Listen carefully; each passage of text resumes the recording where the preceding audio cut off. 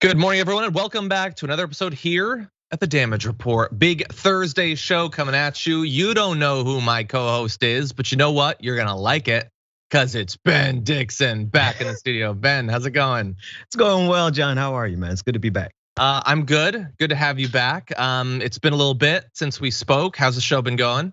Going good, man. We're having a great time every morning right here on YouTube at 8 a.m. Eastern Standard. How you like that? That was pretty smooth, actually. I didn't expect it to be so smooth, but that was good. I like that. I didn't even know I was going to do it, but thanks for having me, man. I really appreciate it. That's awesome. No, we're always glad to have you here. We're glad to have all of you out there here as well, regardless of what platform you're on. Thank you for being here. And if you wouldn't mind hitting the like button, sharing the stream, that would be great, so that people know we're live. And you might be thinking, wait, why would I have to do that? There are notifications, surely. Yeah, trust those. Trust those to live your life with. But anyway, we have a lot that we're gonna be talking about through the course of the next 90 minutes or so, including kids and COVID. We're gonna be talking about the next January 6th rally in DC, cops being cops, the worst teacher in the world. We got a lot of fun stuff. But really fast, before we get to that, Ben, new Matrix is coming up, trailer dropped. What do you think? I think this was the best thing that we've gotten so far in 2021. So I've watched it at least 20 times since it came out this morning. Wow. Okay, so I'm a bit of a nerd. I gotta say, I'm a little bit more hyped about the trailer for the Wheel of Time, which is a show coming out in November. But it does. But the next Matrix does look like it's gonna be good. And what I like is it doesn't look like any of the other ones. That's right. Like visually, like the action looks awesome, but it's not just black latex and neon green. It's a nice change. No, but let me ask you a difficult question. What do you think about the fact that there's no Lawrence Fishburne, there's no Agent Smith? Too tight. To be determined, right? I want to withhold judgment until I see it, and then let it loose. And I hope there's a good reason he's not there, or either one of them. I hope that they're just hiding it, but how could you not have him in? And he was in John Wick. It's not like they're not talking. Right. That seems weird to me. I don't know. The guy they got, who's sort of playing seemingly Morpheus's role. He's a great actor. He's gonna be great and everything. But Lawrence Fishburne is the Matrix. That's right. I don't know. Feels weird. Anyway, as much as I would love to do 90 minutes on the Matrix, and maybe we can talk about the sequels and how I think that they're kind of underrated. There's some good sequences there. We do have to get to the news though, so we're gonna do that. Wait, hold on a second. Hold on. So someone who put this in my comments? Lawrence Fishburne refused to buy Girl Scout cookies from me as a child, and that's why he's not in it. There it is. He was trying to stay trim to be Morpheus. Obviously, it didn't work out in the long run, as it hasn't for so many of us. But anyway, okay. But in the Matrix, you can look any way you want. Okay, so here's what we're gonna do. We're gonna talk about the news. Let's jump into it. Let's talk about kids and COVID, two things that very much don't go together, shouldn't go together, but don't worry, we were told from very early on in this pandemic that while we might have to worry, maybe, kids really don't. All the way back on August 5th, a guy who used to be president said, this thing is going away. It will go away like things go away. My view is that schools should be open. If you look at children are almost, I would almost say definitely, but almost immune from this disease. So few, hard to believe. I don't know how you feel about it, but they have much stronger immune systems than we do somehow for this. They don't have a problem. So President Trump told us not to worry about it. And ever since then, the right has run with that, with people like Tucker Carlson doing rants about COVID masks being child abuse and encouraging his viewers to call the cops when they see kids wearing masks. But remember, Tucker Carlson doesn't like it when you get in his face in public. He just wants you to do it to other people. He also did a rant about how the COVID vaccine is dangerous for kids and big tech is lying to you about that. Let's see, he also said to children and the vast majority of young and middle-aged adults and the vast majority of teachers, the coronavirus poses virtually no threat. So look, that's not just kids don't have to worry. That's middle-aged adults and teachers who, in my experience, tend to be elderly. They don't have to worry about it either. And it wasn't just Tucker Carlson. Laura Ingraham also said that vaccinating kids against COVID-19 is disgusting. Well, I think that you probably know where I'm going with this. We had in the last week over 250,000 cases of COVID in children, the highest ever on record. It has skyrocketed during this most recent wave. And we're gonna get into, it gets even worse than just the cases. But Ben, I know you have kids. Yeah. How do you feel about this, about the way the right has messaged around COVID and what we're seeing now when it comes to kids and COVID? John, I honestly think on a regular basis how we have to start calculating for irrational actors. Most of our social sciences say that we can make predictions based on rational actors. I think we have to make predictions based on people who are suspended with all sense of self-preservation for themselves, but also their children, because sending kids out into this pandemic and giving parents a false sense of security is leading to the deaths of not only children, but we saw in Miami-Dade County, 13 staffers, all of them African Americans, died of COVID-19. And so it's kind of an absurd moment in American history, and that's putting it mildly. Yeah, we're very used to in America that like public school teachers, it's like a joke that they'll never get paid despite doing a very difficult job. I was watching a Kindergarten Cop last week, and it's just constant jokes about how it's the most difficult job ever and they don't get paid. So that had become a joke.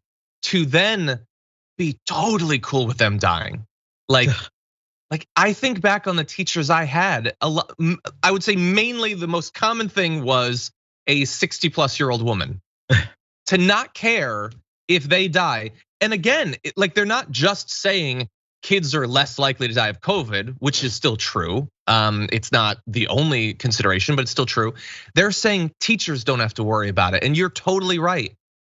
Teachers have been dying. In Texas, there were a bunch of teachers that died and they just don't care. Like, why would we expect that they would care about public school teachers, especially public school teachers who are black? The idea that Tucker Carlson is like, he's just racked with guilt about the fact that they would die of COVID just seems so ridiculous to imagine.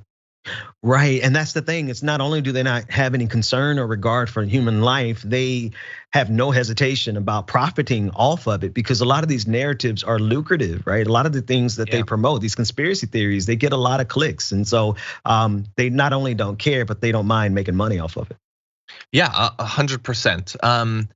And so we showed you the cases, 250,000 kids in 1 week. Well, let's go beyond that. So nearly 30,000 kids went to the hospital for COVID in August, and pediatric hospitalizations driven by a record rise in coronavirus infections among kids have swelled across the country, overwhelming children's hospitals and intensive care units in states like Louisiana and Texas. So again, yes, they are better protected against COVID, but 30,000 went to the hospital.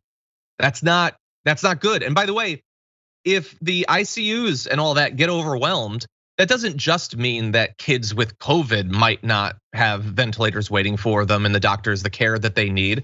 It means that kids suffering from all sorts of other accidents also might not be able to access the care that they need.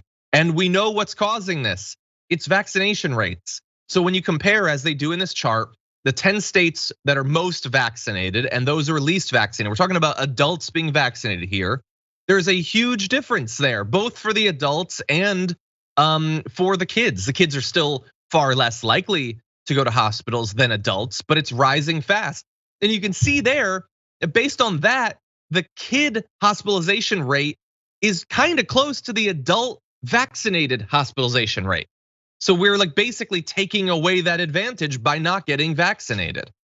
And during the summer surge that we're experiencing, the hospitalization rate was about 10 times higher in unvaccinated adolescents as those who have been vaccinated. We have like an 11-year-old in Texas got COVID just a few days after returning to in-person learning at school. She ended up on a ventilator with the doctor saying, or the mother saying, her lungs are going through hell. They've been doing breathing treatments on her every 4 hours, and then they suction her lungs out at the same time. An 11-year-old. John, having her lungs suctioned. And this is repeating itself across the country. I think the media has done, I don't know if it's a good thing or a bad thing, how protected we are from seeing some of the trauma that's happening. But this trauma is real. And can you just imagine being a parent and having had that sense of security be instilled into you by your political leaders, only to have your child have their lungs pumped? I really think our politicians need to take in consideration that they should not be so cavalier with the lives of the children of their constituents. Yeah, and it would be one thing if now or before they had been saying, okay, we have to get kids back to school. It's just too important. Them not being there is dangerous or whatever. And so what we're gonna do is we're gonna send them back to school, but we're gonna make it as safe as possible. You are not going to be working in school if you're not vaccinated. As soon as the kids can get vaccinated, we're gonna vaccinate them. We're gonna do small class sizes. We're gonna have everyone be masked. We're gonna keep them apart. We're gonna put in extra money for filtration equipment and all that stuff. Because yes, we have to have them back in school, but we're not monsters. We don't want them to die. Except of course, that hasn't been the strategy at all. Virtually every one of the right wingers that's pushing for kids to go back to school are also saying you shouldn't get vaccinated. You definitely shouldn't be required to wear masks. Just pack them in there and let COVID run rampant. As always, and it seems most egregious when you're talking about kids, it is indistinguishable from actively advocating on behalf of COVID, trying to create environments where it's most likely that it'll spread. John, thank you for saying it so succinctly, because let's just cut to the chase. They are pro-COVID. These policies, I don't care if it's intentional or unintentional, of ignorance or malevolence. The results are the same. We are in the mu variant of COVID-19. They're gonna keep this foolish. And when I say they, I do very specifically mean Republican governors like Ron DeSantis in Florida, the governors in Alabama, Mississippi, Greg Abbott in Texas, and they're not alone, right? We have Democratic governors who are pushing kids back into school. But the thing is like, by not requiring masks, by pushing against the vaccine, and by pushing even against social distancing, we have seen Republican governors actively enact policies that are pro-COVID. Yeah, 100%. And we can't focus on everyone that dies as a result of COVID, but we can point out that, and I just did like a casual Google search of the last week, basically. 2 kids in South Carolina died. One was 9 years old, one was 15 years old. In Mississippi, a baby died of COVID. That was the 7th child death so far in Mississippi. This week in Georgia, a 9-year-old died. There was a less than 12-year-old in LA County that died recently. But don't worry, all the people that you trust in media and politics tell you that it's never gonna affect them. And for the families of those kids that have died, it is a huge consolation that the rates of child death are lower. How does that work? Like, yeah, it is rare, and it is still worth doing something about. Like, but again, I remain so stupidly naive. Like, I thought the kids stuff would get through to them. Like, sure, they'll throw their lives away because they can't bear to have a bit of cloth on their face for a bit, but surely they won't let the kids be killed in school. And I guess I just forgot decades of school shootings and how completely apathetic the right has been about that. The pro-life party, which has never been able to even sufficiently pretend to care about kids getting gunned down. Yeah, they're really gonna care if some 9-year-old spends a month on a ventilator and then dies in a hospital. I don't know why I expected that. Any thoughts about this? Any final thoughts? Yeah, man, I have an 8-year-old and a 10-year-old. And I just want to send my thoughts out to the families that have lost those precious children. But I also really need America to understand that once they turn a blind eye to what happened to those children at Sandy Hook, we should have known that we had crossed the Rubicon a long time ago, and this was an inevitable outgrowth of the ignorance that is required to sustain this broken system. Yeah. No, you're 100%. The fact that they didn't care, and that and tons of them still love the guy who made his entire career attacking the families. Like, that was when the all mass shootings are false flags really sort of took off. That's what the movement is. By the way, apparently the president has signed an executive order to require all federal executive branch workers to be vaccinated, and expects that standard will be extended to employees of contractors that do business with the federal government. It is still not much, but I'm sure he'll be attacked as Mao for that. But we can go a lot further. We can expect teachers to be vaccinated. Like imagine going to school. There are places they don't even make people who work in nursing homes get vaccinated. We're an insane self-destructive country. Absolutely. Anyway, we are gonna take our first break though. When we come back, there are worries about a rally that's gonna be taking place in DC soon. We're gonna be giving you details on that. And will someone speak up for Robert E. Lee? Well, we've got two. They are kind of dunces, but they're gonna be defending Robert E. Lee after this.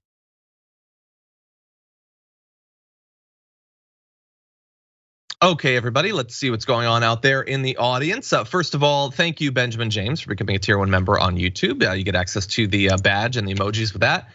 Plague Sketch became a tier 2 member. You get access to the top 10 list. So hope that you enjoy those. And if you have any requests, feel free to let us know. In the super chats, Ahead says, it's my 30th birthday. First, couldn't be happier to spend it with the dragon. Second, John, my birthday wish is to get you to try out Warframe. Hit me up and I'll boost you, get you in a clan, etc. Thank you, Ahead, and happy birthday. I did briefly play Warframe back in the day. Right now, I've begun playing a bit of Destiny 2. I think there's only room in my life for one game like that, but I hope that it goes well for you. I hope you have a good birthday day in Warframe. Lauren McCrae says, big ups, John, for amazing skills at reading chump gibberish. Thank you. It's a talent I developed and shouldn't have had to. But we've been through a lot. Marcus Otero says Larry Elder tried to treat the homeless as props and he got sent packing. Did you see that? Good stuff. Why would he? Like none of these politicians, none of them should or deserve to go, but him. Oh, and I'm assuming did you cover his comments when he was on Candace Owens' show? Did we ever? Yeah, and John, I didn't get a chance to cover it this morning, but that footage was scrumptious to see him chased out by the housing insecure. Yeah, I think that's what time it is, right? These people shouldn't be so comfortable and cavalier in public. They're a threat to society. Yeah, we should have used that today. And by the way, not just him, like Garcetti and Newsom too. Like none of them effectively should be. Like do something first. How about that? And then you can try to film some footage for your commercials or whatever. Larry Elder, he might be our governor. He's probably not gonna, because apparently the Democrats are gonna steal the election, but they might. Anyway, Moondragon says Loveland police settled for $3 million for assault of women with dementia. Yes, so that was that. It was the older woman who had dementia where they attacked and then they mocked. So there's gonna be this massive settlement. Also, I mentioned in the pre-show, but the Lincoln, Nebraska supermarket cougher, she lost her job. A little update for you if you didn't see that. Hold on, Josh, I am a Titan actually in Destiny 2. Anyway, Straw Hat Dragon says, John, hope you're enjoying playing Destiny 2. If you want to learn more about D2 Universe, check out My Name is Bife, aka Lore Daddy. He makes great videos. Thank you. Thank you. I didn't realize how strong of a community that game still had. Plague Sketch says, another comment says, hi, John and Ben, today is my birthday and I want to show my support for TDR. Thank you for always making the news a little more bearable and a lot more nerdy. Can I be sketchy and suspicious, Dragon? You may, and happy birthday. Thank you for that. Trisha Briggs says, resubscribing today, tough times, but always here watching every day, all 3 shows. Thanks for all you do, much love. Thank you, Trisha Briggs. And yes, they are tough times. Don't, as I always say, never feel obligated to do anything monetary or anything like that. You are still every bit as much a part of the community as anyone else. Nana Nikki says, both of my older grandsons have been sent home this week and can't return until they test negative. Yet the school refuses to enforce dress code or safety measures. Water fountains still in use, even shaking my head. I mean, I guess they're sort of in some ways taking it seriously.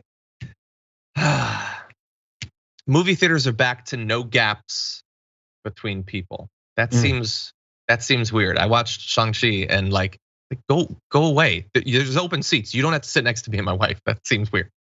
Anyway, we'll talk more about that in a little bit, but we do have more news, so we'll be back in a sec.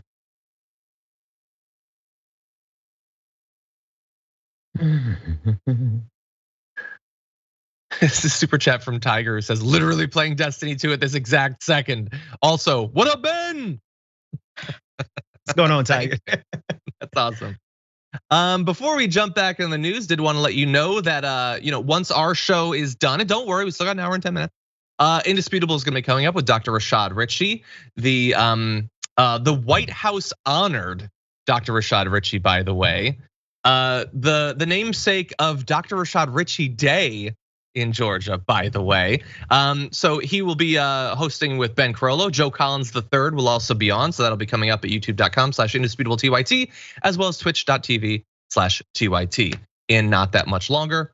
By the way, did want to let you know that apparently the multicast of Indisputable on the Damage Report YouTube channel will be ending at the end of this week. Starting Monday, September 13th, the live stream for Indisputable will disappear from our channel. What that means is you can still watch it. You just have to go to Indisputable. That's youtube.com/indisputable_TYT. And if you do that, you never have to miss a bullpen. You never miss I Wish Karen Would. It's all there, freely available, but the multicast will be ending. Okay, everybody, with that, why don't we talk about some more news?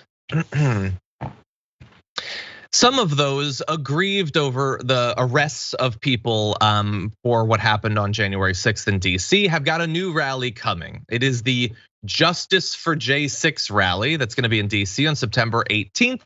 And they've had some support rhetorically. People who in elected office are also speaking out in defense of those who broke the law and were rightly arrested. But that does not mean that they're going to the rally. So as of right now, Representatives Marjorie Taylor Greene and Madison Cawthorn are expected to skip the Justice for J6 rally on September 18th, according to their spokespeople. Now, notably, they're being super hush-hush about this. These are hardly representatives that are shy in talking about the political prisoners from January 6th. So why are they only putting out sort of wishy-washy statements from their spokespeople? And why, when you reach out to Representative Matt Gaetz, do they not respond to requests for comment? I mean, consider that just a little bit ago, Gaetz and Greene attempted to basically break those people out of a jail that they were visiting. They did their press conferences. They even brought Louis Gohmert. They brought their big guns. And now this rally is coming on September 18th, and Ben, they're not confirming that they're actually gonna go. What do you think about that? I think that I think that their handlers have told them that this is a bridge too far. They're still trying to finagle their way out of what actually happened on January 6th and the culpability that so many Republicans have to that terrorist insurrectionist event. And so they can't really go this far, but I'm quite sure they're gonna have their fingerprints on this some way, somehow. Yeah, so you might have answered in advance my next question, but so should we be happy? Should we celebrate even a tiny little bit that the craziest people, at least Marjorie Greene, Madison Cawthorn's pretty terrible too, that there is apparently sort of a line that they're not gonna go to this thing, or at least they won't confirm that they're going. Is that progress? Only in so much as they are able to survive that decision, because as we saw with the vaccine, Donald Trump, his entire support base at that rally turned on him and booed him. So there's a likelihood that Marjorie Taylor Greene can herself become not radical enough for these radical extremists on the right. Yeah, that'll be interesting to see. Like, if they turn on like Greene and Cawthorn and Gaetz, what do they have? Like, because they're gonna want something crazier. They're not going back to like Lindsey Graham after that. So what monster are they gonna find? I don't know, maybe someone who will be speaking at it. But in any event, as of right now, law enforcement officials are apparently bracing for the possibility of violence at this event. They have this internal Capitol Police memo that CNN has looked at that says, that's funny, that says that they are considering raising the fence again. So that's what they're saying. Now, bear in mind, the lead organizer for the rally, Matt Brainard, says there's gonna be no violence coming from his group, and that the event would be very peaceful. If there is any, it'll be Antifa, don't worry. I'm kidding, he didn't say that, but they definitely will if it happens. He also tweeted on Wednesday that all members of Congress are welcome to speak at the rally. He says this is a completely peaceful protest, and we have told people that when they come, we don't wanna see any messaging about the election. We don't wanna see any messaging on t-shirts and flags or signs about candidates or anything like it. Although they might have some faces, because they're also calling this a Justice for Ashley Babbitt rally, some of them. So they're saying there's nothing to worry about. Should we celebrate that? To be determined, right? To be continued. Let's see what happens. But I do think it would be wise for the Capitol to take every precaution necessary, because these are the same people who came on January 6th and we saw what happened there. So let's not take their word for it. Let's do our due diligence and be prepared. Yeah, and look, we have a couple other little notes of how this might get bad, but I'm kind of feeling like totally take all the precautions, and I think they will. I think the Capitol Police is going to they're going to err on the side of overreacting because they really didn't overreact last time. So I think that's probably a good thing. I'm thinking that this might fall apart. I think that a lot of them are going to be worried about getting scooped up if there's chaos. I don't think they want to end up in jail like those on January 6th. And so I'm kind of feeling like it might fall apart. Now, bear in mind, we are still following it. We're covering it. We have been, and we will continue to, because we are worried about it. We don't want violence. Certainly, we're against that. But and acknowledging that, I also, in advance of the 6th, I did not expect it to get as bad or as big or as chaotic as it was. I mean, maybe some people predicted that. I did not. So I don't know. I'm wondering how many people will show up to this, knowing that there's going to be a big Capitol Police presence, knowing that they've got to be ready to lock up people if it does get chaotic. I don't know. What are you thinking? No, I think you're exactly right. If this crowd is emboldened to be bigger on September, was it the 18th versus January 6th? 18th, then I believe we have a far bigger problem than what we understand. Now, I don't want to minimize January 6th, but if this has grown since people have gotten sentences, since people have gotten arrested, all the people the FBI are investigating, if they are undaunted by that, then yeah, we really need to reevaluate who we consider to be the clear and present threat to this country. 100%. And let's see, at least one Proud Boy leader has encouraged followers from across the country to show up at the event. Others are saying it's a false flag designed to trap supporters. Okay, everything is a false flag. I had a movie night, or did I? Maybe it was a false flag. Everything is. It's fun to think this way. Anyway, meanwhile, White Lives Matter is advertising global demonstrations for September 18th and has been supportive of the January 6th insurrectionists online, but it doesn't have a DC chapter. Oh God, can you imagine the people that are part of that group? But yeah, they're probably representatives. Anyway, so there is some concern, not just about the DC branch, but there are other groups that are saying we're gonna do things in state capitals. I know I've heard a little bit about in California, they're concerned about demonstrations that might happen in Sacramento. If I was in like Portland, I'd probably be worried too. So just everyone bear in mind, September 18th, I'm actually gonna be away. But anyway, it could be serious, we'll see. But it does look like they're taking it more seriously this time. Any final thoughts? Keep your eyes open. Yeah, not a bad idea. Okay, with that, let's have a brief bit of fun, or what passes for fun in American politics. We're gonna jump right into this video. Robert E. Lee is a towering figure in American history. Of course, he fought for the Confederacy, he owned slaves, but he also played an indispensable role in post-war Reconstruction that was just instrumental in reuniting the country. In fact, Lee has long been respected and even admired by Northerners and Southerners alike. Anyway, so Robert E. Lee's statue was taken down. It was cut to bits, which was a nice added little bit of fun. It was the biggest Robert E. Lee, I think the biggest Confederate statue that has been taken down so far. And that's good, but unfortunately that can't happen without people like Laura Ingraham. And we'll get to Donald Trump taking this opportunity to talk about how awesome this guy that massacred his fellow Americans, owned people. Well, yeah, that's true, but he did other good stuff too. I don't know. I personally think that you had to be a really nice guy to make up for owning slaves. Ben, what do you think? That butt that Laura Ingraham threw in there, sure, he was a mass murderer. Sure, he was a slave owner, but it's doing a lot of work there, Laura. But she's there for that purpose of laundering white supremacy into the mainstream through Fox News. And I'm glad in terms of this specific monument, it's enough. The Confederacy lost. I think we've entertained losers long enough. Let's remove all of them. And matter of fact, why do we even allow that flag of treason to be flown in this country? What do you think happens to people who fly the Nazi flag in Germany? This was treason, and a lot of people died because of it. So govern yourselves accordingly. Yeah, and in the chat they're asking, when did that statue go up? Why did that statue go up?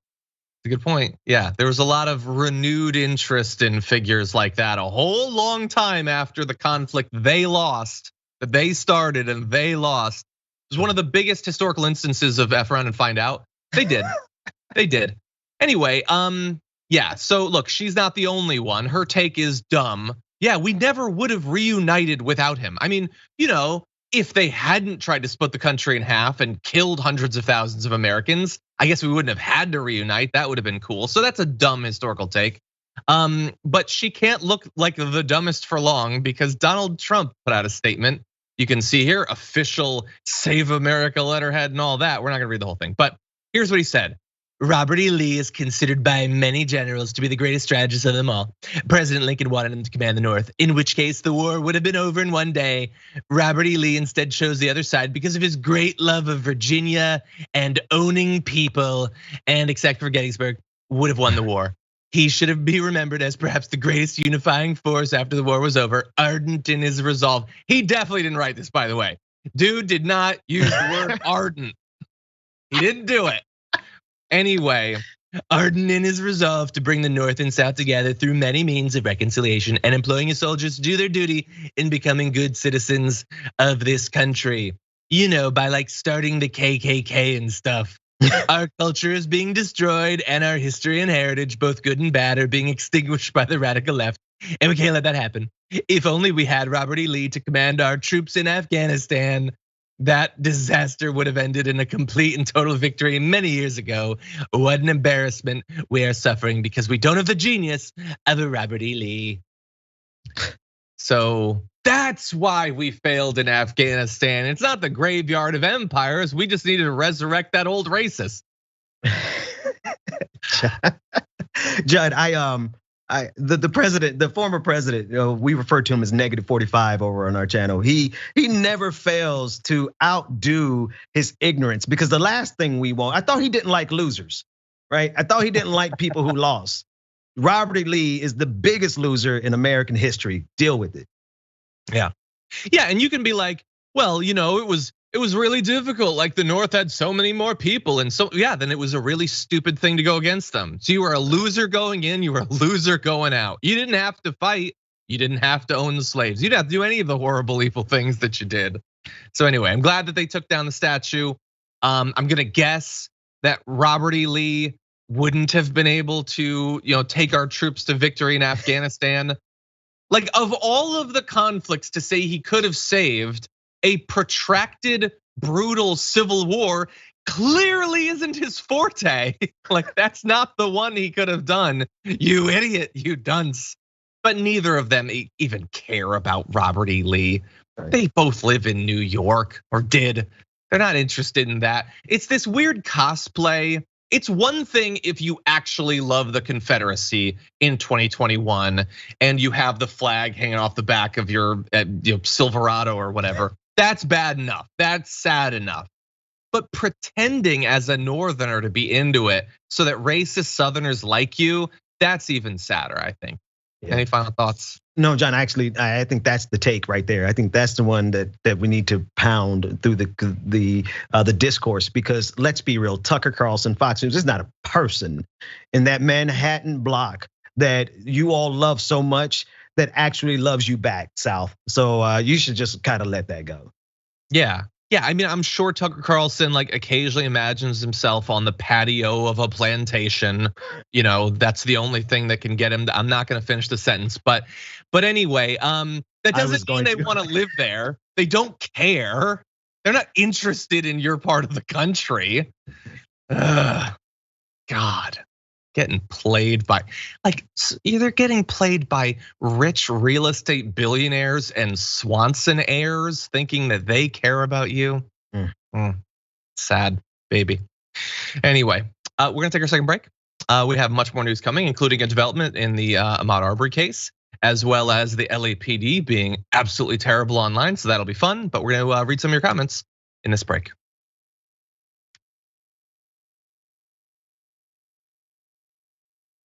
POW nobody now says Trump's first draft of the statement was Lee made the best chicken of all time. I don't know. Yes, so KW is correct, says reminder, John's 45 impression is an impression of Colbert's impression, and that is totally true. I can't help it. It's just too long, it's baked in there. Hopefully at some point it'll be needless. Anyway, Robert subscribed on Twitch for 10 months. Says 10 months on here, 10 months on just here, but been a member for 5 years now. Love the TYT shows. Thank you. Well, I hope you love both the content we have as well as the content that's coming up in the near future. I'm not saying anything. I'm just saying. Anyway, Chris Nesbitt says the only good thing about Donald Trump is your impression, John. Thank you. Bernie the Kiwi Dragon says Meghan McCain, the Daily Whale, working for the Daily Mail. Don't expect her to hit it on the nail. To fact check her work is to tread on her tail, a task that is set to fail. Hey Bernie, that's not bad. Franklin Sharp Slicer's got some poetry competition there. Did you hear that Meghan McCain is going to be doing a column for the Daily Mail? That's her new job. No, I hadn't heard that, but anyway, I have no comment. Okay, probably safer. JR says at some point when enough child-sized caskets get out into the ground, these anti-science, anti-mask, anti-vaccine terrorists will have some splaining, but they won't. Nobody ever gets in trouble for any of the worst things they do. Nana Nikki says, even Robert E. Lee said, don't put up a statue of me, let the wounds heal. If they had so much respect for him, why didn't they listen? Same reason they booed Trump about vax. Interesting, I didn't actually know about that quote. Interesting. Two-Headed Dragon says, happy birthday to me. I miss Stu Leonard's ice cream cones and the Oyster Festival around this time of year. I had completely forgotten about Stu Leonard's. You've never heard of Stu Leonard's, right, Ben? No, that's a North Coast or Northeast thing. Man, that was fun. It was a supermarket, but it was kind of like Chuck E. Cheese. They had animatronic singing animals in the supermarket. It's very weird, but I remembered as a kid thinking it was so cool to go there. Anyway, that was my childhood. Billy Bear the Bear Dragon says they already hate Green for saying impeach Biden because it implies Biden is actually president. No joke, it's insane. I did not know that. Wow. Okay, Alan Addison, thank you for your super chat, much appreciated. I don't think I can read it, but thank you. I do appreciate it. Stickman Grit says, as a native son of Alabama, Robert E. Lee was a loser whose right-hand man got shot by their own people. Jeez, there's a lot that I don't know about the specifics of all of it. And like, look, if you're just as a general are like, well, just purely tactically, okay, fine, whatever. But holding him up as like an admirable person, he owned people. They knew it was wrong. I don't know how we're gonna get that through people's head. Anyway, Iron Dragon says, double Ben, yay. Did my first super chat on the Benjamin Dixon Show yesterday. Love you, Ben, and John too. Oh, thanks. Love you back. That's nice too. Nicolette says, info from Portland, they're going to Salem and Olympia. Apparently that's where those protests will be happening, so be careful. Let's see, we had a level 4 hype train complete. Thank you to everyone who contributed a total of 16 sub gifts and 201 bits. Very nice of you, including Holy Beer Dragon, who gifted 10 tier 1 subs. Thank you so much. Robert, thank you, I read that earlier, but subscribe for 10 months, thank you. Bama Raider, subscribe for 10 months, says, wow, my TYT Twitch baby is a month old. I'm thinking of calling it Johnny Pie. Love you, TYT. Stay strong and keep me laughing while I cry. Thank you. And Kodiak, thank you for the bits. Thank you, all of you. We got more news coming up right after this.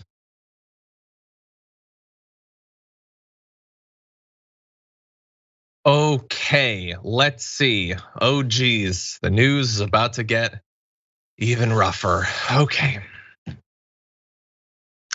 A former Georgia district attorney has been brought up in charges related to her seemingly intentional mishandling of the case of Ahmaud Arbery, a black man who was chased down and gunned down by a couple of racists as he jogged through a Brunswick neighborhood last year. We have a picture of the DA here.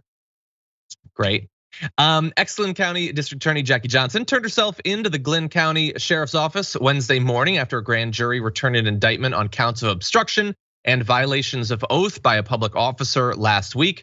She was apparently released on a $10,000 bond, with prosecutors alleging that she had used her position to delay the arrests of the man that chased down and killed the 25-year-old Arbery. So we're gonna have more details on this, but Ben, that wasn't even that long ago. It was one of the most egregious, needless deaths.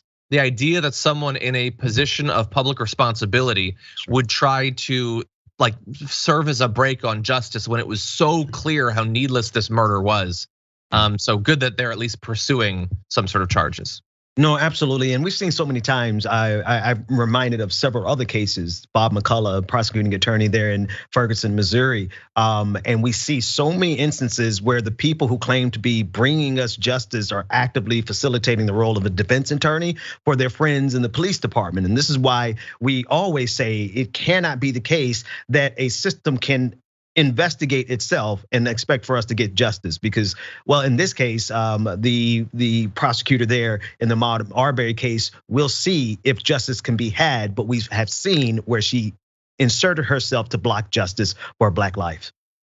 Yeah, and like theoretically, there are some parts of the system that are supposed to be kind of like oppositional. Like you have the police, they're obviously going to protect their own and they've got the union and all that. But then you have the judges and you have but they all work together. They all know each other. They're all like protecting each other. It's a ridiculous system. We can't be surprised by the abuses when it operates the way it does. But I want to give you details on it in case you weren't following the initial news. So here's basically what is alleged to have happened. Johnson was the county's top prosecutor when Arbery was fatally shot last year. And one of the armed men who pursued him had worked for her as an investigator. Georgia Attorney General Chris Carr, a Republican, sought the indictment after requesting an investigation of possible misconduct by local prosecutors who failed to bring charges in the killing. The fact that she was involved in this when she so closely had been involved with one of the people, like you have to recuse yourself from that, but clearly didn't want to. And this all started because father and son Greg and Travis McMichael armed themselves with guns and gave chase in a pickup truck back on February 23rd of 2020 after they spotted Arbery running in their neighborhood just outside the port city of Brunswick. You can see pictures of them there. They told police they thought that Arbery was a burglar and Travis McMichael shot him in self-defense. No arrests were made until more than 2 months later. They got guns, they got in a truck. They chased down a guy who was just jogging, got in his face, and then claimed he was about to kill all of them, so they had to murder him. I have personally experienced, and I'm sure others have, instances where scenarios are created by someone else, and it's incumbent upon us, especially if you're a Black man or a Black person in general or a brown person, to have to navigate your way around this situation that was created by white supremacy in real time. And unfortunately, our brother Ahmaud Arbery was not able to escape the scenario that was created by those three men, and that was covered up by this prosecuting attorney. Yeah. So they're going to be facing state murder charges next month. They're also expected to stand trial on federal hate crime charges in February. But it's so egregious, and I hate, like, it's so see-through. It's designed to be this way, but so they want to say that they're standing their ground, whether they explicitly say that or not. So to do that, you have to say that I feared that I was about to be killed. So they bring a deadly weapon up to someone, put it close to them, and then get to say, well, he could have taken it from me. That's right. That's right. No, I think if you bring a gun into a conflict where the other person isn't armed, like, all of the onus should be on you. Like, you decided to make that decision. You elevated to the possibility of someone being murdered. Like, first of all, they could have not been murderous, racist Kens that believe that they were the police of their region. They could have just not done any of that. But even if they had pursued him without the guns, does anyone think anyone would have died? Exactly. Does anyone think those three guys jump out and, like Shang-Chi, Ahmaud Arbery beats them all to death with his bare hands? Does anyone think that? They created the possibility of deadly violence. And there will always be people like the McMichaels that will do that. Zimmerman made it possible for people to die in the conflict because he chose to bring a gun and then get all scared that it might be taken from him and used on him. Like, and this is the most see-through thing ever. Everybody knows that that's what they're doing. The law is designed to allow for them to act that way. That's what cops do too. And so the question is, when are we actually going to exert some control of the system and change that?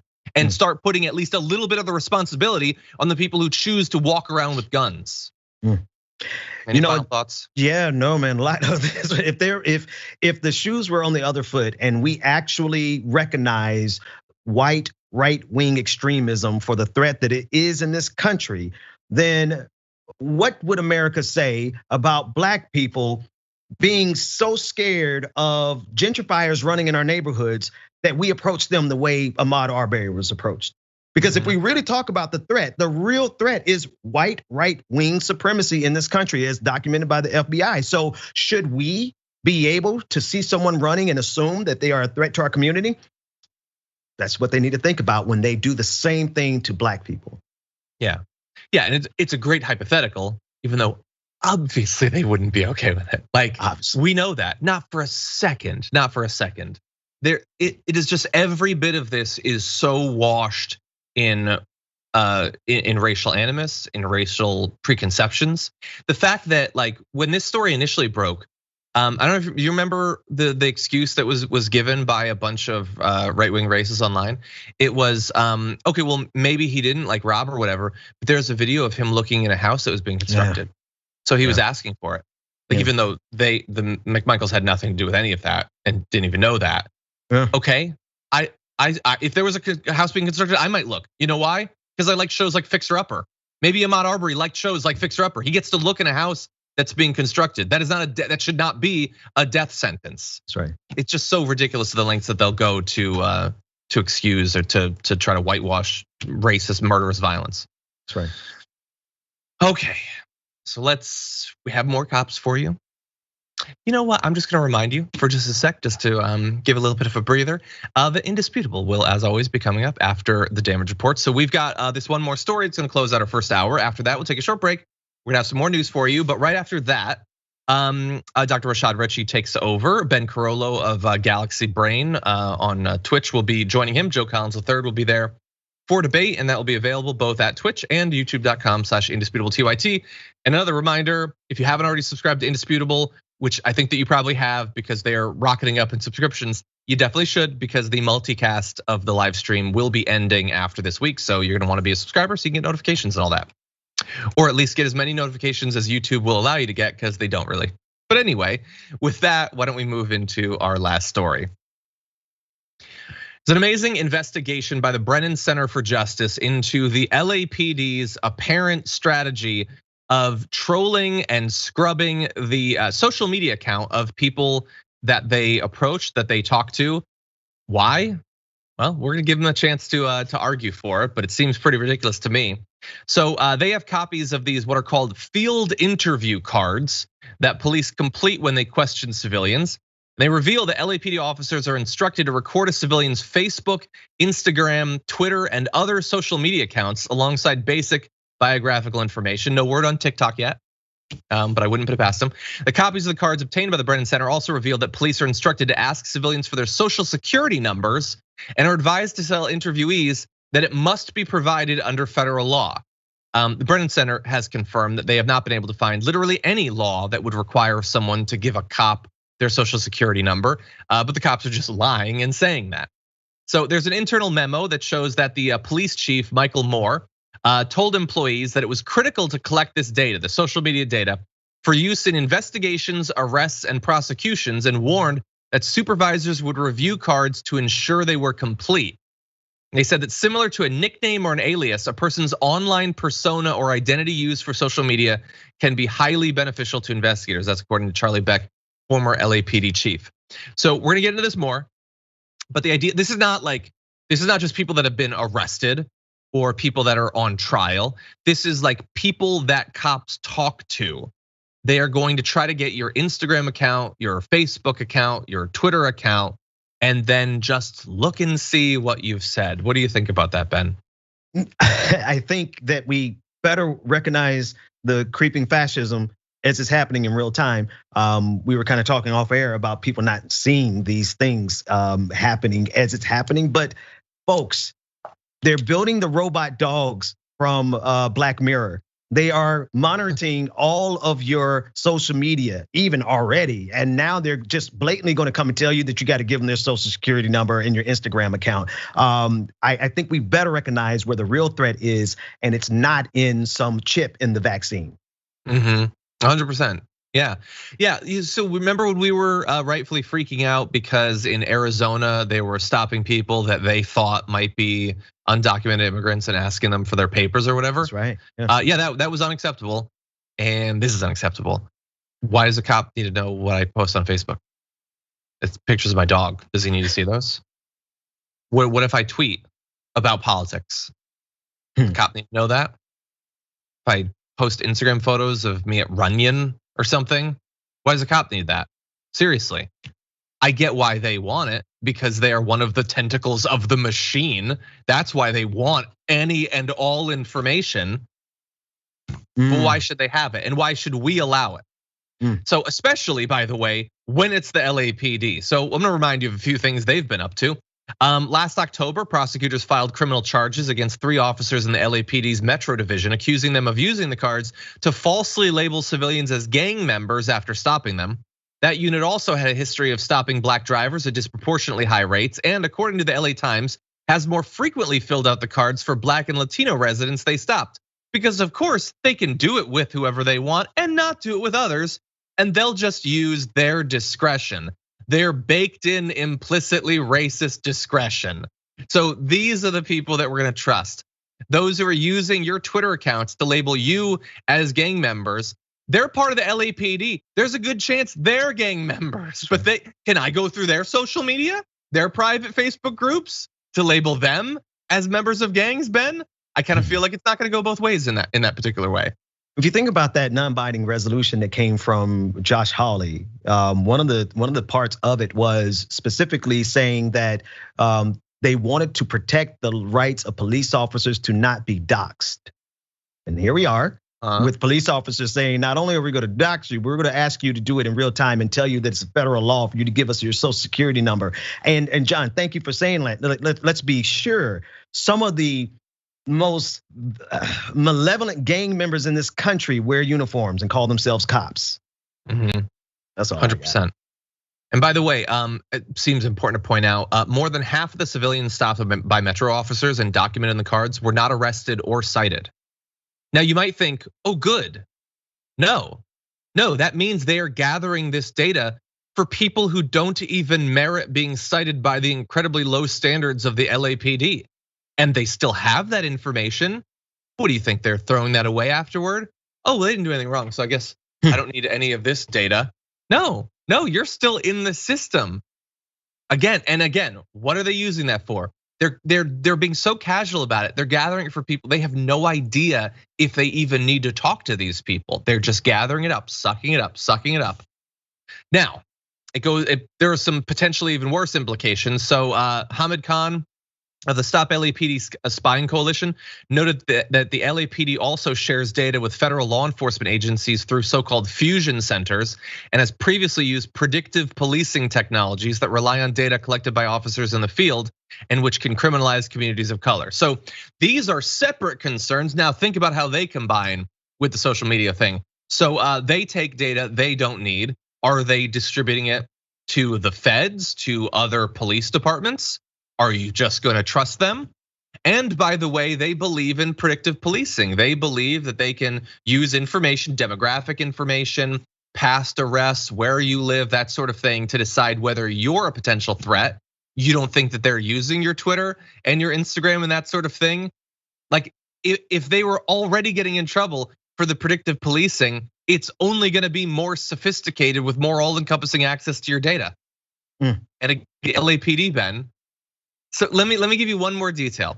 So this is in relation to, we already knew about this. So Geofedia is a social media monitoring site that police departments use and others use.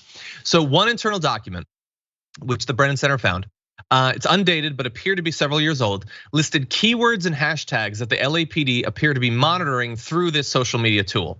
And they were almost exclusively related to Black Lives Matter and similar leftist protests. It included BLMLA, Say Her Name, Sandra Bland, Tamir Rice, There's one about Donald Trump. It has the F word in it, and the names of people killed by LA police that prompted major protests. None of the hashtags on the list were for right-wing demonstrations or far-right movements, which have grown increasingly violent in recent years and have killed cops in California, by the way. But so they were already searching for this stuff. All of this feels like it's going to combine in a way that makes the already terrible predilections of the LAPD even worse. Giving them more access to your data just seems like a terrible idea. And I can understand why a lot of civilians who are stopped by the LAPD would be scared into doing it. They might think that they have to legally, when clearly there's no law requiring that they do that.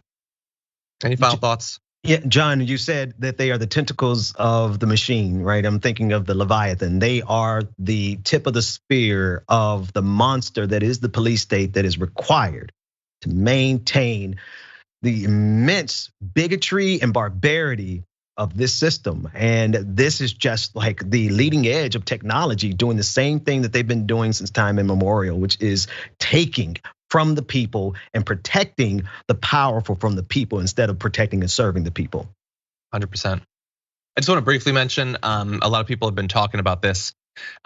Portland announced that they will not be enforcing a citywide vaccine mandate on the police force. City employees are supposed to get vaccinated. It was going to apply to them, and apparently they said they weren't going to abide by it.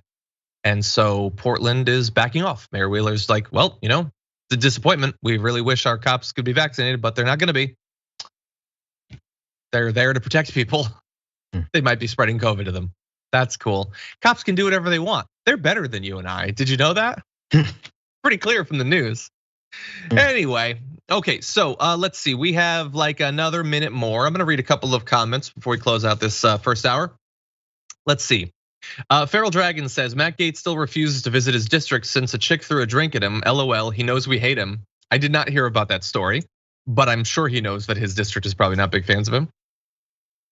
Andrew Larson says if I put a child in danger, I go to jail. DeSantis is endangering every person in his state, lock him up. Yeah, they get away with basically anything they want.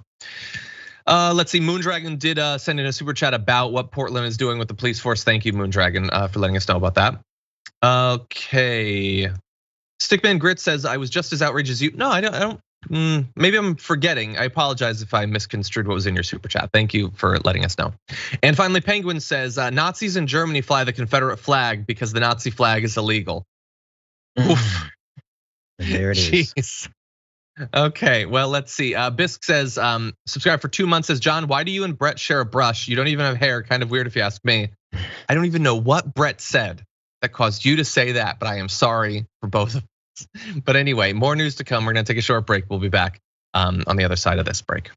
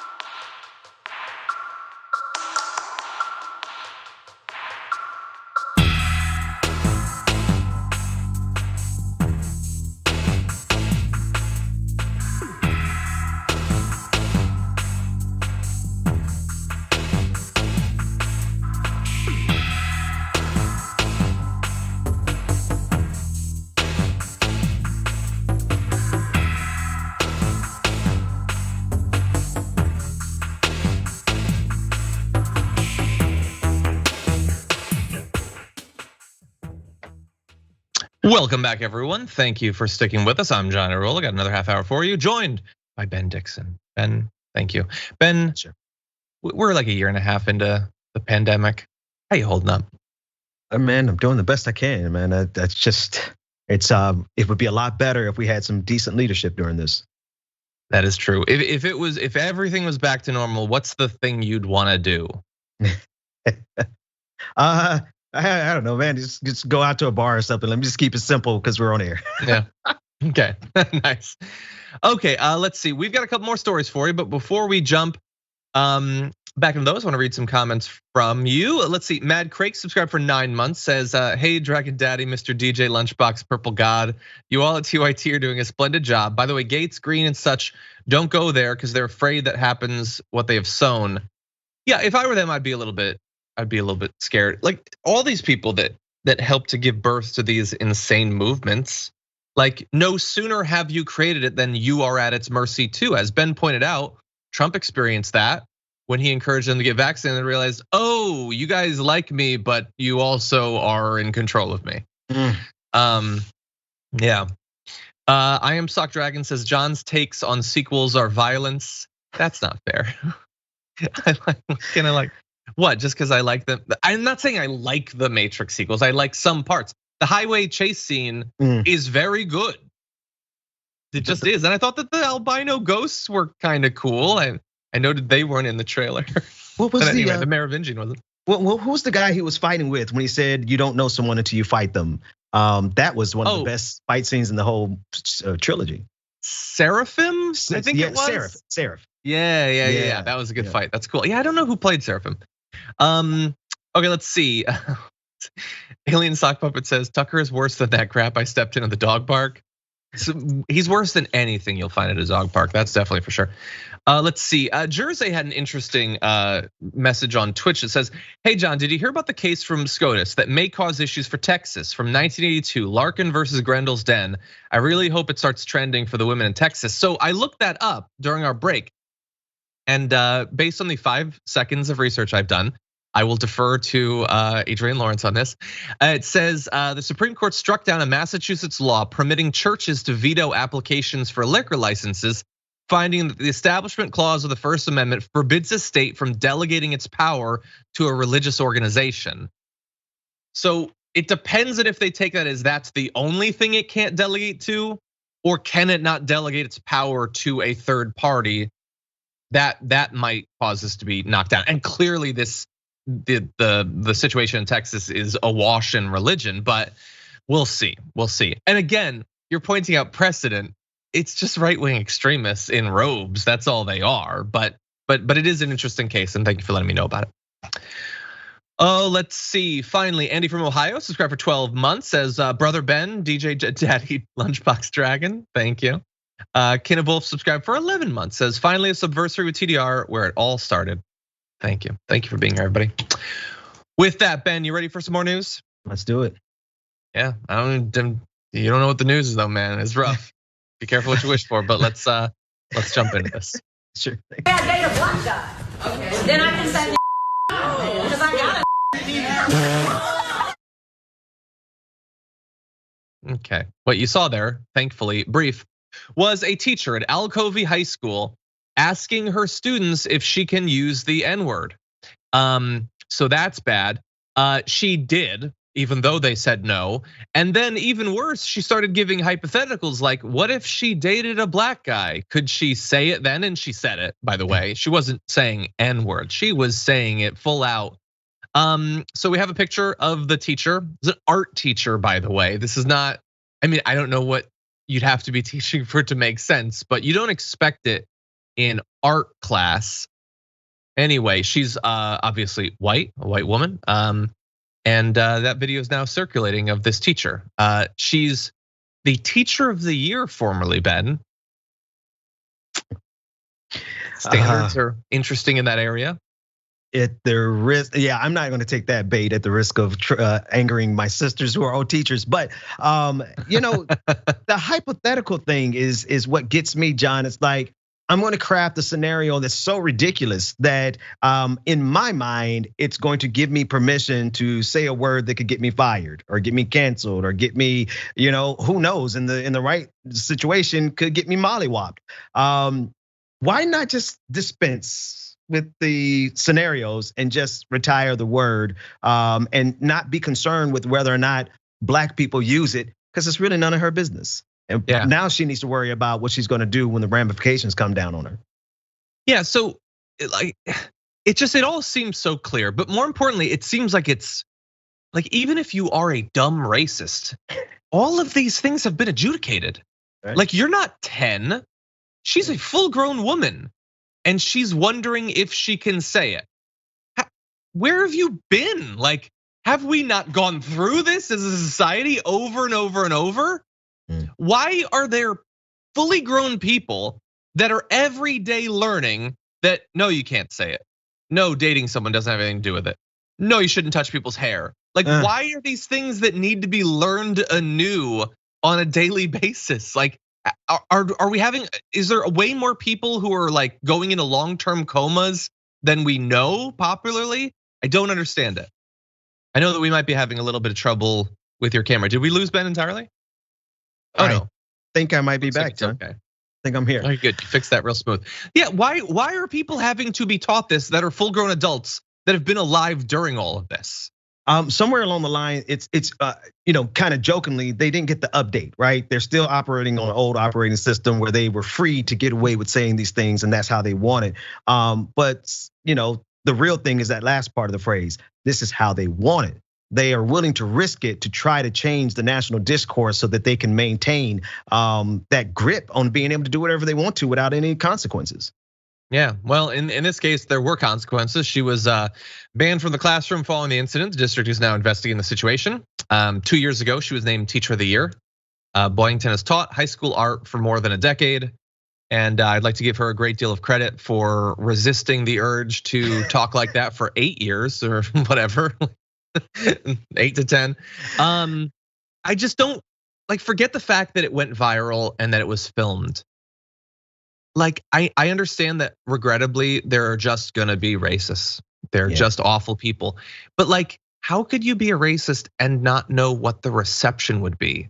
Like, why does being a racist have to mean that you have no idea how anyone interprets racism? Like, we might each individually have parts of ourselves that aren't our best parts, but we should be able to be at least a little bit of understanding of how it would be received popularly. Yeah. But some people just can't tell. She has a mixed race class that she's shouting the N-word at in 2021 and thinks that it's gonna be okay. Just as I thought that your video was gonna be okay, but apparently we had a little issue with it. Anyway, I think it's my third show of the day. It's the third show of the day, and my camera is saying enough, Ben. Enough. Is it overheating? I possibly, but just like that teacher was overheating with her expectation. I can't even tie it together, John. I give up. I tried. Well, anyway, yeah, maybe this is cancel culture or whatever, but like, it's not your job as an art teacher to shout the N-word at people. It's just really not. That's a weird thing. And it makes me question a lot of other things about you if you don't understand that and have to be taught. Anyway, with that, let's jump to a very different topic. No worries, we'll fix it if it does. Way into the first year of the Biden administration, Biden is finally asking 11 officials that were appointed by former President Donald Trump to military service academic advisory boards to either resign or be dismissed from those boards. And some of the people that are being asked to do so, you might recognize their names. The officials asked to resign include prominent former Trump officials like former White House Press Secretary Sean Spicer, former senior counsel to the president Kellyanne Conway, and former National Security Advisor H.R. McMaster. They were appointed to the advisory boards of the Naval Academy, the Air Force Academy, and West Point, respectively. I don't know with H.R. McMaster what that person's academic background is. I don't think Kellyanne Conway served in the Air Force or Sean Spicer in the Navy. I could be wrong. Maybe their advice is very valuable, but they apparently did not take kindly to being asked to resign. Kellyanne Conway tweeted out, "President Biden, I'm not resigning, but you should." with a whole letter. No word yet if he's going to resign as a result of her tweet, but she was she was not happy about that.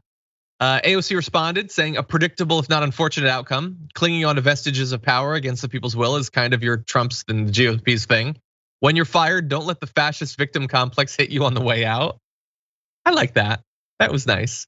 Sean Spicer apparently wasn't happy about it either. We have some video of him reacting. To put this in context, the Biden administration came into office and immediately ordered a stand down and a review for all of the military academies for some unknown, still unknown reason. For almost a year, we've been unable to meet, and then we get this email today. You have to ask why. Why would they want zero oversight during a challenging period where the academies are dealing with COVID, they're navigating funding issues? I wonder why. Maybe it's because they want to inject liberal ideology like critical race theory into the curriculum, and they want to ensure there's no pushback and zero oversight. I didn't see that going in that direction.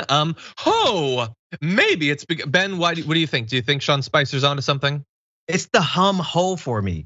It's the fact that I know that was written in his teleprompter, and he literally read and I'm like, seriously? Are you? Is this where you can go so long as you wear the badge of Donald Trump or the bigotry of white supremacy? You can go to the White House with that skill set, and now he has his own television show. But I digress. The gag is that he's trying to spin it as no oversight when what Joe Biden is saying, we don't want your oversight. We don't want Kellyanne Conway's oversight, because they clearly don't have the skill set to do that. Yeah, look. And it's not to say that they don't have any skill sets. Like, I'm sure that there's some pageantry. His experience on Dancing with the Stars could potentially help out. She, as far as I know, is not an expert on most military, engagements or tactics, but she does know quite a bit about the Bowling Green massacre. So that could be useful for them. But anyway, yeah, I love the ho too. Sometimes I will, you'll see me glance to the left. It's because our producer Sophia Merso, they'll give me like an update on the time. Like it'll say like 30 seconds. Sometimes it'll just say ho, and then I give a ho to the camera. Because I'll forget otherwise. Ho. Anyway, so here's the thing. So they're gonna whine. Of course they're gonna whine. First of all, it's a nice position. I honestly don't know if it's paid. I'm assuming it is, but whether it is or not, yeah, it's probably nice. You probably get invited to like a ball every once in a while. And so, but the issue is, like, why do they feel entitled to remain on that position? Why do they, like, they're not even trying to make a case that their advice is useful, let alone necessary. He's talking about like the Naval Academy, in his case, having to deal with COVID and all this. What the hell does he know about COVID or the Navy? Like, yeah, okay, they're struggling. Then shouldn't they have someone who actually knows about this material? And shouldn't they have people who actually care about COVID-19, right? Let's be sure the legacy of Donald Trump is to do everything possible to exacerbate the situation. So why would we expect Sean Spicer to be able, or Kellyanne Conway to be able to offer some guidance during the time that is basically in the creation of their former boss? I mean, we literally do not have to be in the place that we are right now, except for the fact of Donald Trump, and they want to continue that legacy. Yeah, and I'll remind people, I don't really know Sean Spicer's background, but in terms of his ability to provide useful advice to young minds on the military and everything. Remember when he said, at least the Nazis didn't gas their own people? Like, you're done. We don't need your advice, man. We're not interested in your advice after this. But anyway, really fast. There was a response from Jen Psaki, White House press secretary, who said, I will let others evaluate whether they think Kellyanne Conway and Sean Spicer and others were qualified or not political to serve on these boards, which they clearly were. But the president's qualification requirements are not your party registration. They are whether you're qualified to serve and whether you're aligned with the values of this administration, which clearly they are not. They're not even trying to make a case that they are. They just want to stay in the position. Anyway, any final thoughts? So long. I mean, ho, goodbye. Ho, see ya. Okay, with that, let's turn to our last topic, and it is quite different. I believe we can launch directly into this video. I'll tell you what, as far as I remember, when I went to school, you had to get a measles vaccine, you had to get a mumps vaccine, you had to get, there was a ton of them you got. You still have to. In order to go to school, you have to have certain vaccines. When are we going to stop putting up with the idiots in this country and just say, it's mandatory to get vaccinated? Freedom. I want my freedom to live. I want to get out of the house already. I want to go next door and play chess. I want to go take some pictures. So that was Howard Stern returning and immediately making news with his "F your freedom, I want the freedom to live" argument, which of course many people have been making similar sorts of arguments, but he does hold this sort of unique position in his ability to communicate to a certain type of person. So what did you make of the argument that Howard Stern was making there? Never really been a huge fan of Howard Stern, but I'm definitely a huge fan of that clip because it is the expectation that we should be patient with the level of ignorance that has gotten 700,000 people killed. That's blowing me away, right? And I'm so glad that someone with a platform large enough really said what needed to be said, which was, well, what he said. Can I ask you a question? Does this make me sound stupid? I mean, I've never really listened to Howard Stern, but it feels kind of like, I can't wait to be mocked in the chat. It feels kind of like he was sort of in a Joe Rogan type position. Is that stupid? No, because before you said it, before you even said it, I put it in my, and again, it's like Joe Rogan, like sometimes you listen to him, sometimes you laugh. But at least on this one, Howard Stern is coming out swinging in the right direction. Yeah, and I think, look, I don't know. It would be really interesting to get like a poll of his viewers, like whether they are vaccinated or whatever. But he's being honest. That's his job, is to just be honest about it. And we have as a society done a whole lot to respect the wishes and interests and whinings of people who are trying as hard as they can to endanger themselves and others. Like. We really have, there's very little requirements on people that don't want to give a damn about this. Like what we announced earlier, the Biden administration is going to require some executive department or executive branch employees to be vaccinated, but you're still, the odds that you as an individual will be required to be vaccinated are still virtually nil at this point. This far into yet another wave with 1,500 people dying on average a day, we're still, I think, just very understanding to people who are not at all understanding towards us. Too much so, John, too much so. Like we honestly, we gotta do what Howard Stern said there and cut my camera off. He did say that. We didn't play that part of the video, but he did say that. Anyway, there was a second part of this, and I really wanted to make sure that we got to this video because I have a feeling that that Ben, who's currently experiencing a blackout, is gonna have a lot of thoughts about this. So in this section, Howard Stern talks about the number of right-wing radio hosts that have tragically passed away as a result of COVID-19. But it's really funny when the radio guys are the best. There were like 4 of them died. 4 of them who were like ranting on the air, they will not get vaccinated. They were on fire, these guys. It was like day after day, they were all dying. And then their dying words are, I wish I had been more into the vaccine. I wish I had taken it.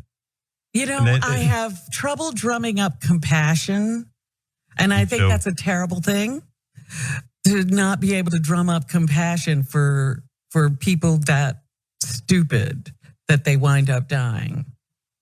Where do I have that clip of that Mark Bernier guy, the guy who died? Oh, I got it. Here it is. This is the guy, I'm not getting the vaccine. That's the guy who died. That's a great question, and we were going to talk about that as far as the vaccine goes. What about you? Yeah. I'm not taking it. Come on. Are you kidding me, Mr. Anti-Vax? Cheapers. Ever? Cheapers. No. Anti-vax, Mr. Anti-vax. And he died? Yeah, he's dead. So that is where, man, he really is not pulling any punches there. Like, I don't know. Anyway, I thought that Ben, I thought that might strike a chord with you. Yeah, I do my very best to be a good human, John, and I don't revel in the demise of anyone. But when you consider the amount of people who died because of the kind of advice they got from people like Phil Valentine, one of the radio hosts that died, he wrote a book called The Conservative's Handbook, and I had a chance to read it. Smart guy, wrong side of the equation, and I can't believe that he believed his own BS enough to die from it. I feel for their families, but I am not upset that level of ignorance is no longer on the air. Yeah, I try to be a good person too. I try to show that you can be an atheist and you can still live a life that's is driven by empathy and curiosity and all that blah blah blah. But I hate the effect that they almost certainly had on their audience before they passed. Now, look, I will give some credit to the ones who publicly in their final days turned and said, I should have taken it seriously. But the reason I give them that credit is because not every one of them has. Some have gone to their grave with their friends and families saying, no, they still thought that this was made up, that COVID's not a real thing. That's madness to me. And I might feel a little bit bad even for them, like they're influencers to a certain extent, but they can still be influenced. If they actually didn't get vaccinated, they clearly were misinformed by others, but that said, they still have a responsibility to their audience. All of us, no matter the size of our platform, if we are advocating for something or advocating against something, we are responsible for those that we persuade. But he's not having it, Howard Stern. Not at all. So it'll be interesting to see what else he has to say about that. Any other thoughts about Howard Stern? Do you think that it might get through to anyone? Might encourage anyone in like the New York area? And I know he has a very broad reach to get vaccinated. I certainly believe so. I certainly hope so, and I hope he does it every day until this pandemic is over. Yeah, I hope so too. Look, I still maintain some stupid naive hope that that Joe Rogan will take it seriously. I thought that maybe he wouldn't pull a Trump, get COVID, and come out of it even more, sure that ivermectin saved him or whatever. But unfortunately, that's the direction he's going in. I get there are people who are nothing but contrarians effectively, and so you got to moderate your expectations. But there's still time, perhaps, and the stakes are very high. A lot of lives could be saved if you were to take it seriously. Anyway, Ben, as always, it is a pleasure to have you on. You know what else is a pleasure? Your goddamn show. So where can people watch it? They can watch it on YouTube, Twitch, Twitter, Facebook, anywhere we're streaming. The Benjamin Dixon Show. We're live every morning at 8 a.m. Eastern Standard Time. Awesome. I don't expect the West Coast to wake up with us, but we thank you anyway. Well, we'll see. And I know you've done 1 million hours already today, and you probably have to deal with the homeschooling thing after. So Thank you for taking the time out for us, and try to have a good day. Pleasure's mine. I'm trying to get out of here before this camera goes off again. Take care, everybody. Okay. Bye, man. And for those of you at home, thank you so much. APOW just sent in a super chat with no message, but thank you for the super chat. I do appreciate it. Let's see. Thank you. Let's see. Blue Lizard Gut says there's going to be an entire generation of humans who have serious health issues and know that their parents deliberately endangered them and caused it. What kind of intergenerational relationships will that foster? There's going to be a lot of anger, and rightfully so. Totally. We didn't actually get to it in our first block, but a lot of doctors were saying like it's not just about the fact that kids are now dying and are going to the hospitals. We have no idea what long-term impact they'll have from long COVID. So perhaps together we'll see over the next few decades. In any event, thank you everyone for watching the show. Hope that you enjoyed it. There's more coming up though. Indisputable with Dr. Rashad Ritchie and Ben Carolla will be coming up in just a little bit, so definitely stay tuned for that. Also, today's a Thursday, which makes tomorrow a Friday, and we have to take out some trash. So if you can help us in that by going to the community tab at youtube.com/thedamagereport, you can vote for the garbage person of the week. We'll be giving you the results tomorrow when Brett Ehrlich joins me. But until then, stay safe out there, stay sane out there, and we'll see you soon.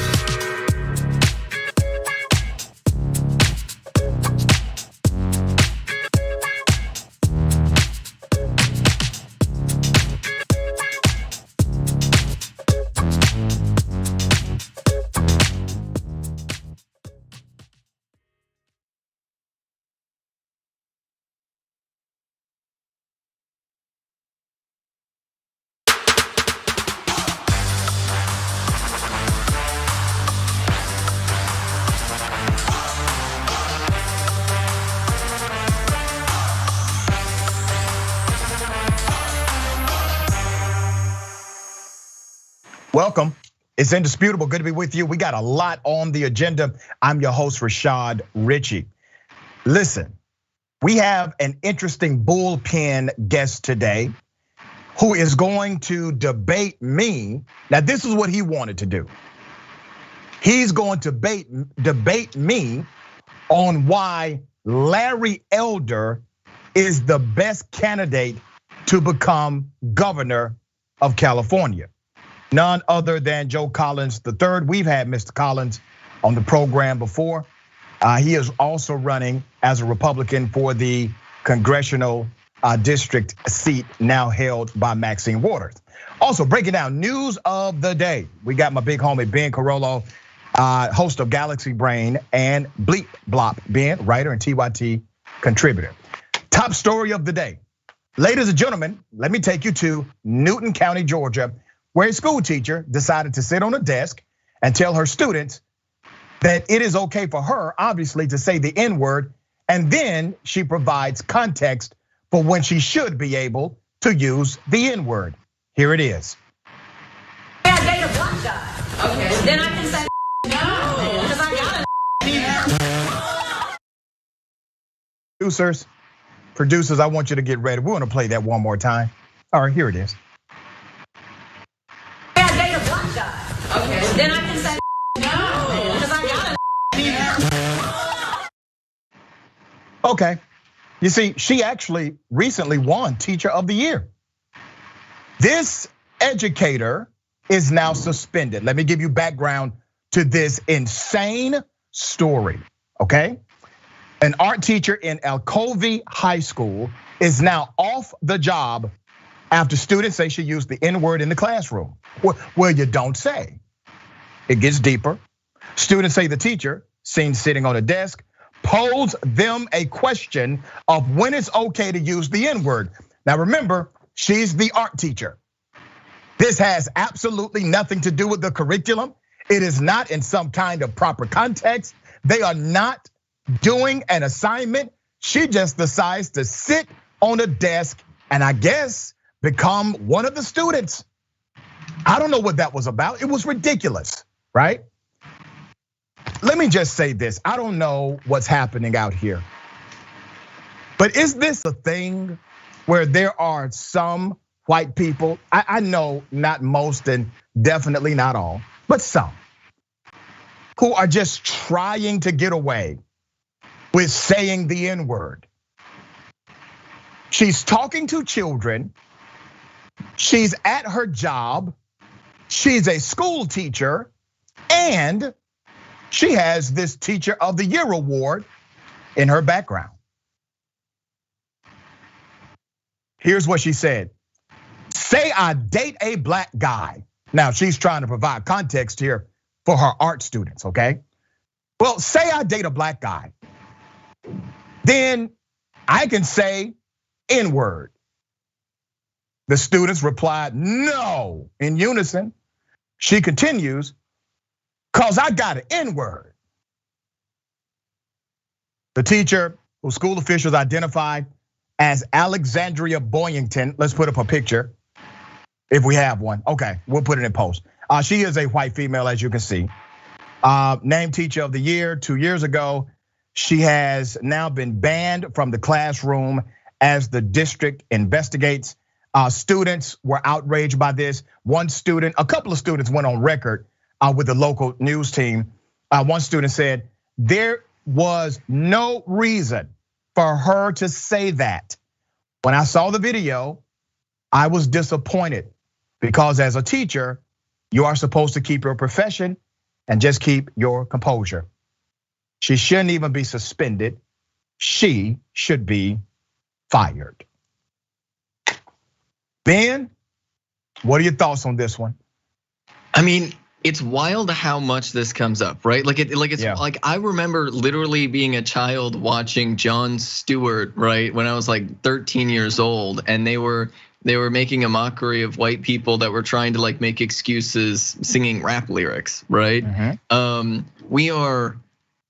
And 20 years later now, 10 years later, and this is still happening, where you have this grown adult white woman go to children, literal children, and just unprompted ask them when it's appropriate for her to say the N-word. Like, and I mean, honestly, kudos to the class, kudos to the children. Like even as children, they understand never appropriate, never okay. They like, and they couldn't even, they bust up laughing in that video because of like how unbelievably absurd it was that there's a grown adult in this year 2021 that has any uncertainty about whether or not as a white person they can say the N-word. And it's funny that this literally is happening. Last week we talked about Dog the Bounty Hunter trying to do the same thing. Exact same thing. Provide context, excuse, yeah. Quite interesting. Okay, ladies and gentlemen, there's a woman who was late to a flight. It happens. People are late. We've been late before, but she decided to allegedly make a false bomb threat because she was late catching her flight. Let's put up her picture.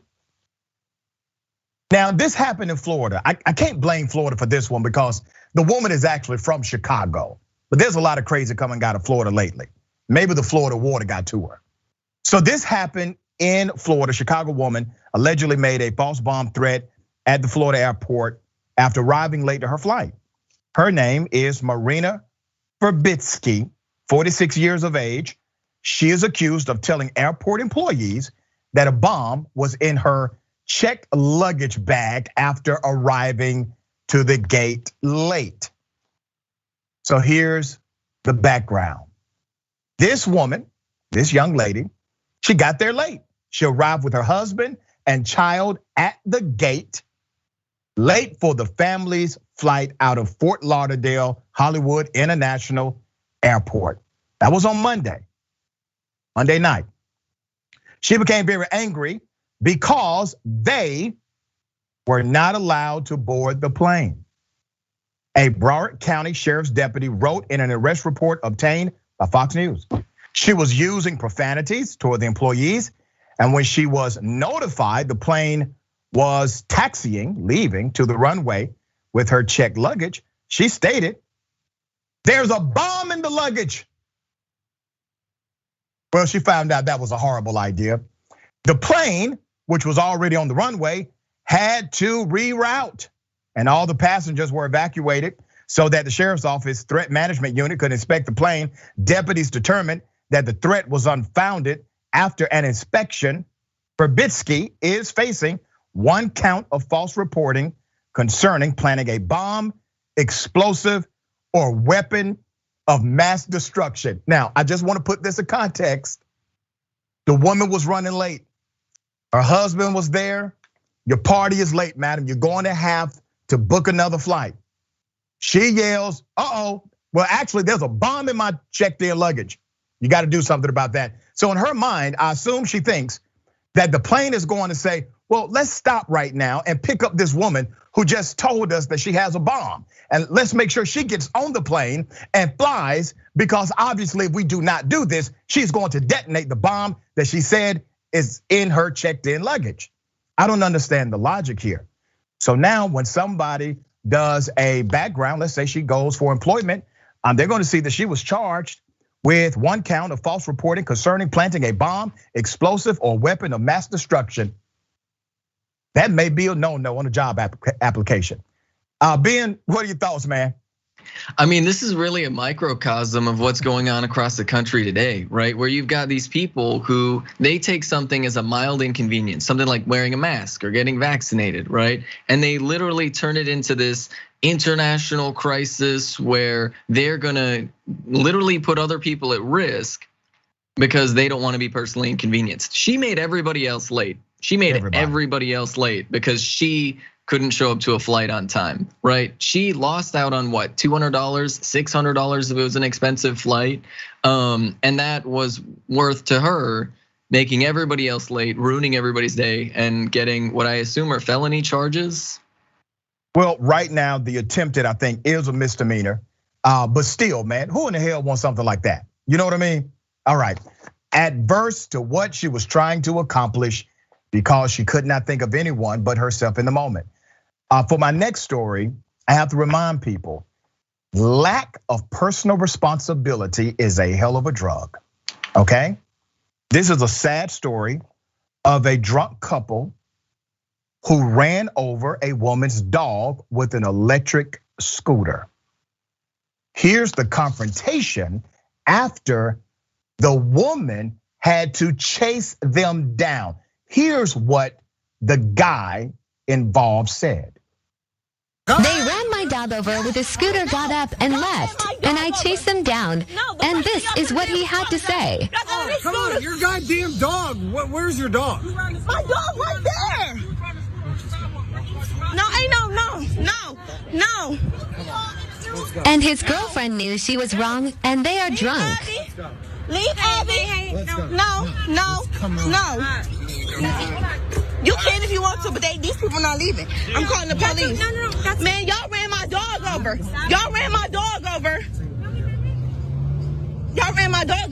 No. That was yes, what you mean though. Okay, so here's the thing. He's lying. They did run her dog over. The woman that you see there, she's just in shock because literally they have just been caught. This woman had to chase them down. Now we have the video of the security footage that shows clearly what this couple actually did. Now remember, the guy said this never happened. We didn't do it. We're leaving, okay? That's what his proclamation was. That was his defense. According to the hashtag associated with this post, all of this happened in Cleveland, all right?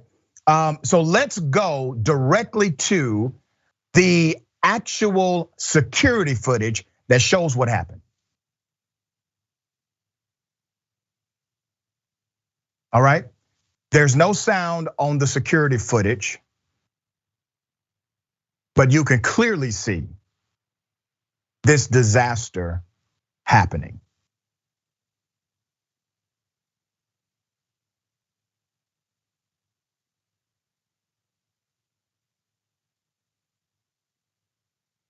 Yeah.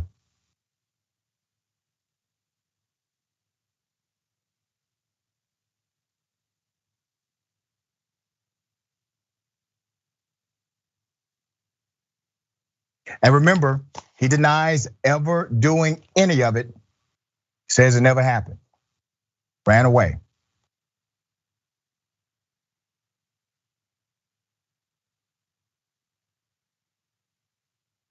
Yeah. The dog, the pet, did suffer some injuries, okay?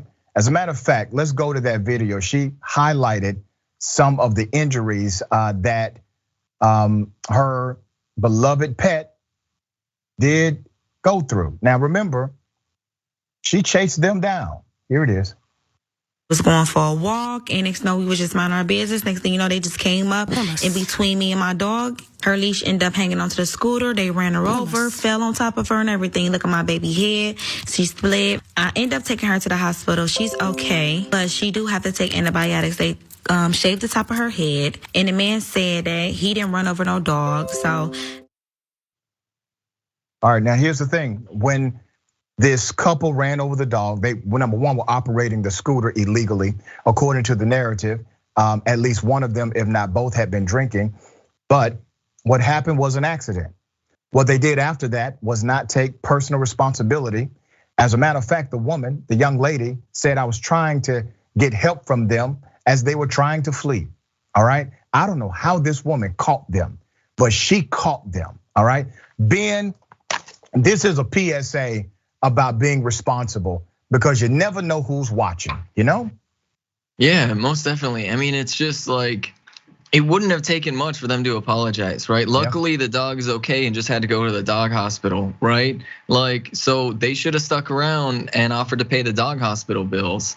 And, like maybe there's an argument to be had about it being irresponsible to be cruising around in those like electric scooters and stuff while you're drinking. I mean, I'm pretty careful in that regard, so I usually just stay at home. But like ultimately, if you're in a situation where you're potentially putting other people at risk and you harm somebody's dog, I mean, dogs are they're precious creatures. They're sweet, innocent creatures. They didn't hurt anybody. And, like to not be able to just own up and say that you made a mistake and that like, it's just, like, I don't know. Cause I feel like this ties in the last story that we talked about, where people are just becoming so selfish where they're just rejecting any sort of like social responsibility, Yeah, and this was done, broad daylight, is out in the open.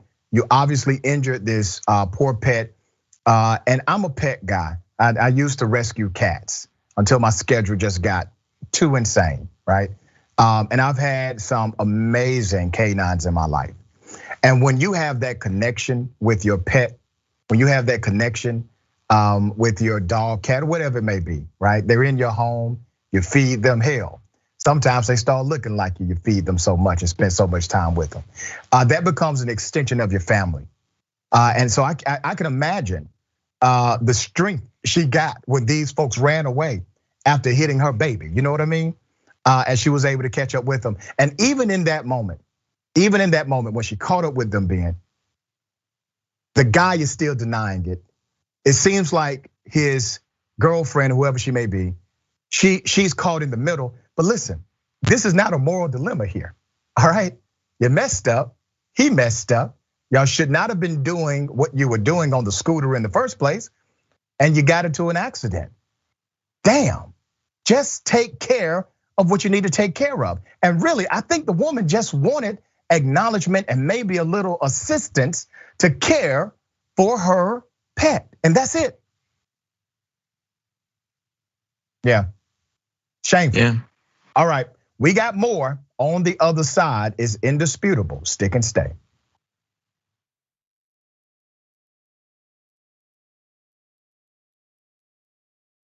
So a lot of progressive office holders are doing something fun. I like fun. They're doing the last 2 years in 2 minutes.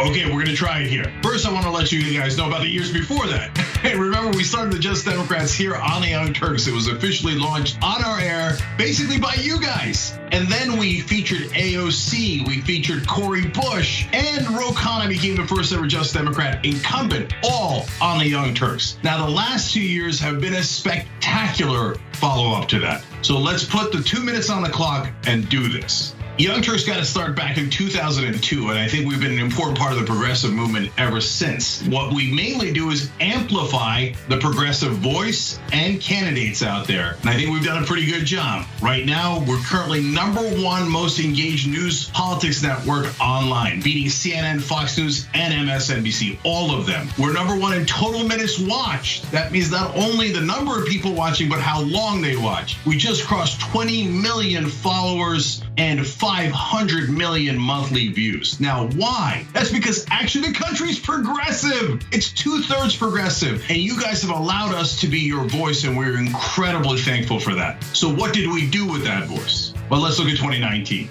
We went all over the country talking to you guys and the candidates. So we were in Miami, we were in Detroit, we were in Houston, and we were in Iowa. In fact, we were all over Iowa. You guys were all over Iowa, and all of the candidates saw you guys. We had wonderful people speaking, like the one and only Nina Turner at our rallies. Bernie Sanders stopped by, Andrew Yang, Elizabeth Warren. We interviewed almost everyone on the campaign trail, with the exception of Biden and Buttigieg.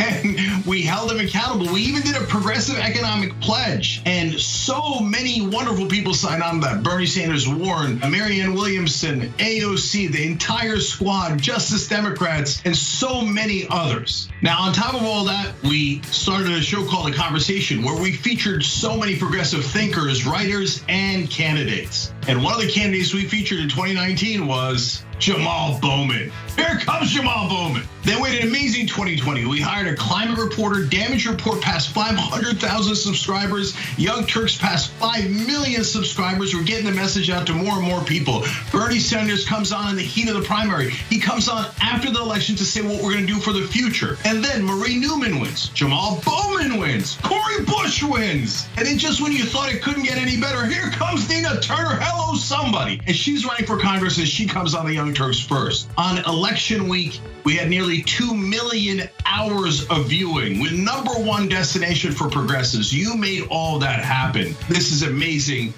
and thank you for those 2 years. What, I went past 2 minutes? Of course! course. Viewers had asked for an interview with the TYT lizard. Mr. Lizard. Oh, you changed colors today. Nice. I don't even know how you feel about us. Do you even like us? Well, you guys made me this awesome house, so I'm kind of in your debt. I was found outside on the street, and you gave me a home. Granted, it was a really crappy home for a while, but then through the power of fundraising, I became a person who has a multi-level Trump-style mansion. You do. By the way, you never looked better, man. Normally, you're just green or just brown, but today you're in mid-lizard, right? I'm not very smart. I'm a lizard, so I don't know how the science works. I guess this is just my mood. It's not every day that thresholds like this are broken. I'm just so excited. I can't contain my pigmentation. And now you're showing it off. Yep. Yeah, I've never seen the lizard like this before.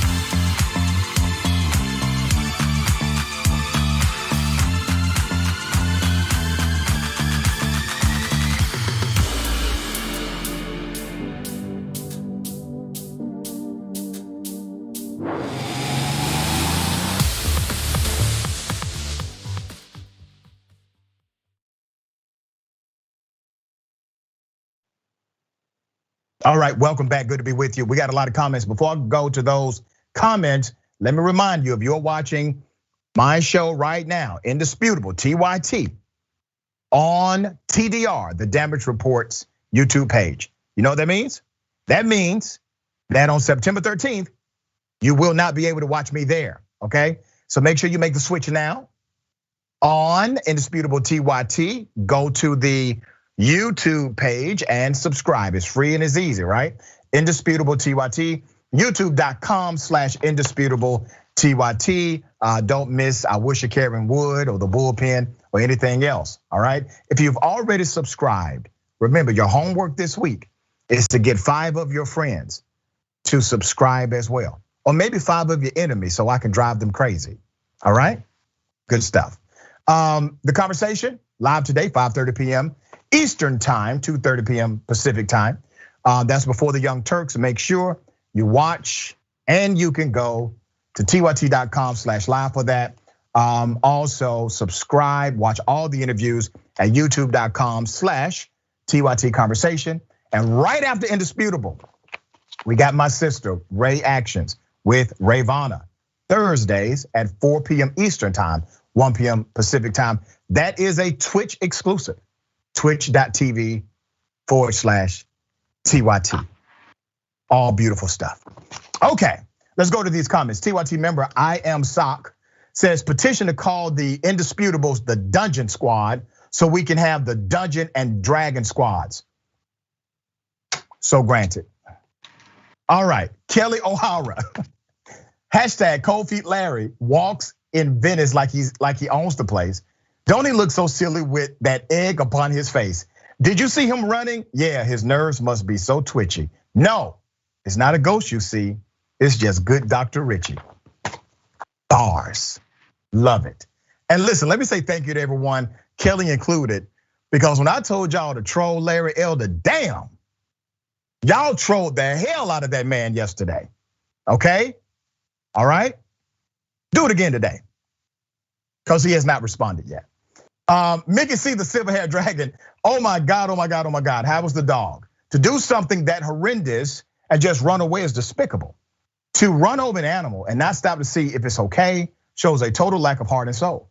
I hope he gets arrested for drunk driving and leaving the scene disgusting. It really was. And listen, he found the right one. I mean, that is a real mother, all right? He found the right one. So I would expect there to be an update, we'll follow it. Super chat, YouTube. Forbeszilla, thank you. Did Larry respond to you, Doc? We blew up Twitter. Y'all absolutely blew up Twitter, and Larry has not responded. But listen, let's keep hope alive, okay? All right.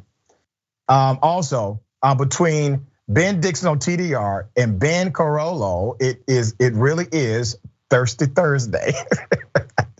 That's awesome. Yeah, Ben's dope for sure. Both of them.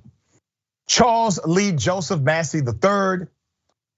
It's me and my Irish twin sister's birthday today, and we all have to say to the art teacher Karen, you about to lose your job. Yeah, that's true. It's a ridiculous way to lose a job, but there it is. Pharaoh Dragon, people are not becoming more callous. We are actually becoming more sensitive. We now call all this crap out, not just shaking my head and take what is thrown at us. Interesting. Mike V, would it be possible to get Vivek Ramaswamy, I don't know this person, in the bullpen on his criticism of progressive and the progressive movement? So I don't know this person, but you just put it out there in the universe, and all of the producers heard you put it out, all right? And we invite a lot of people to come on the show. So Ricky Raven, check your white privilege along with your luggage. Latif, AKA, is it Colossus Dragon? Nope, Dr. Rashad. There's a water shortage in Florida due to COVID cases on the rise. This female was likely groomed this way, born and bred.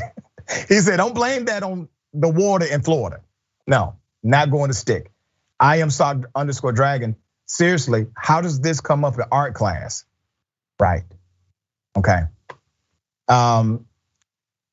Dissident PM. To become the Karen, you must embrace your personal heliocentricity. Nice. All right, good stuff.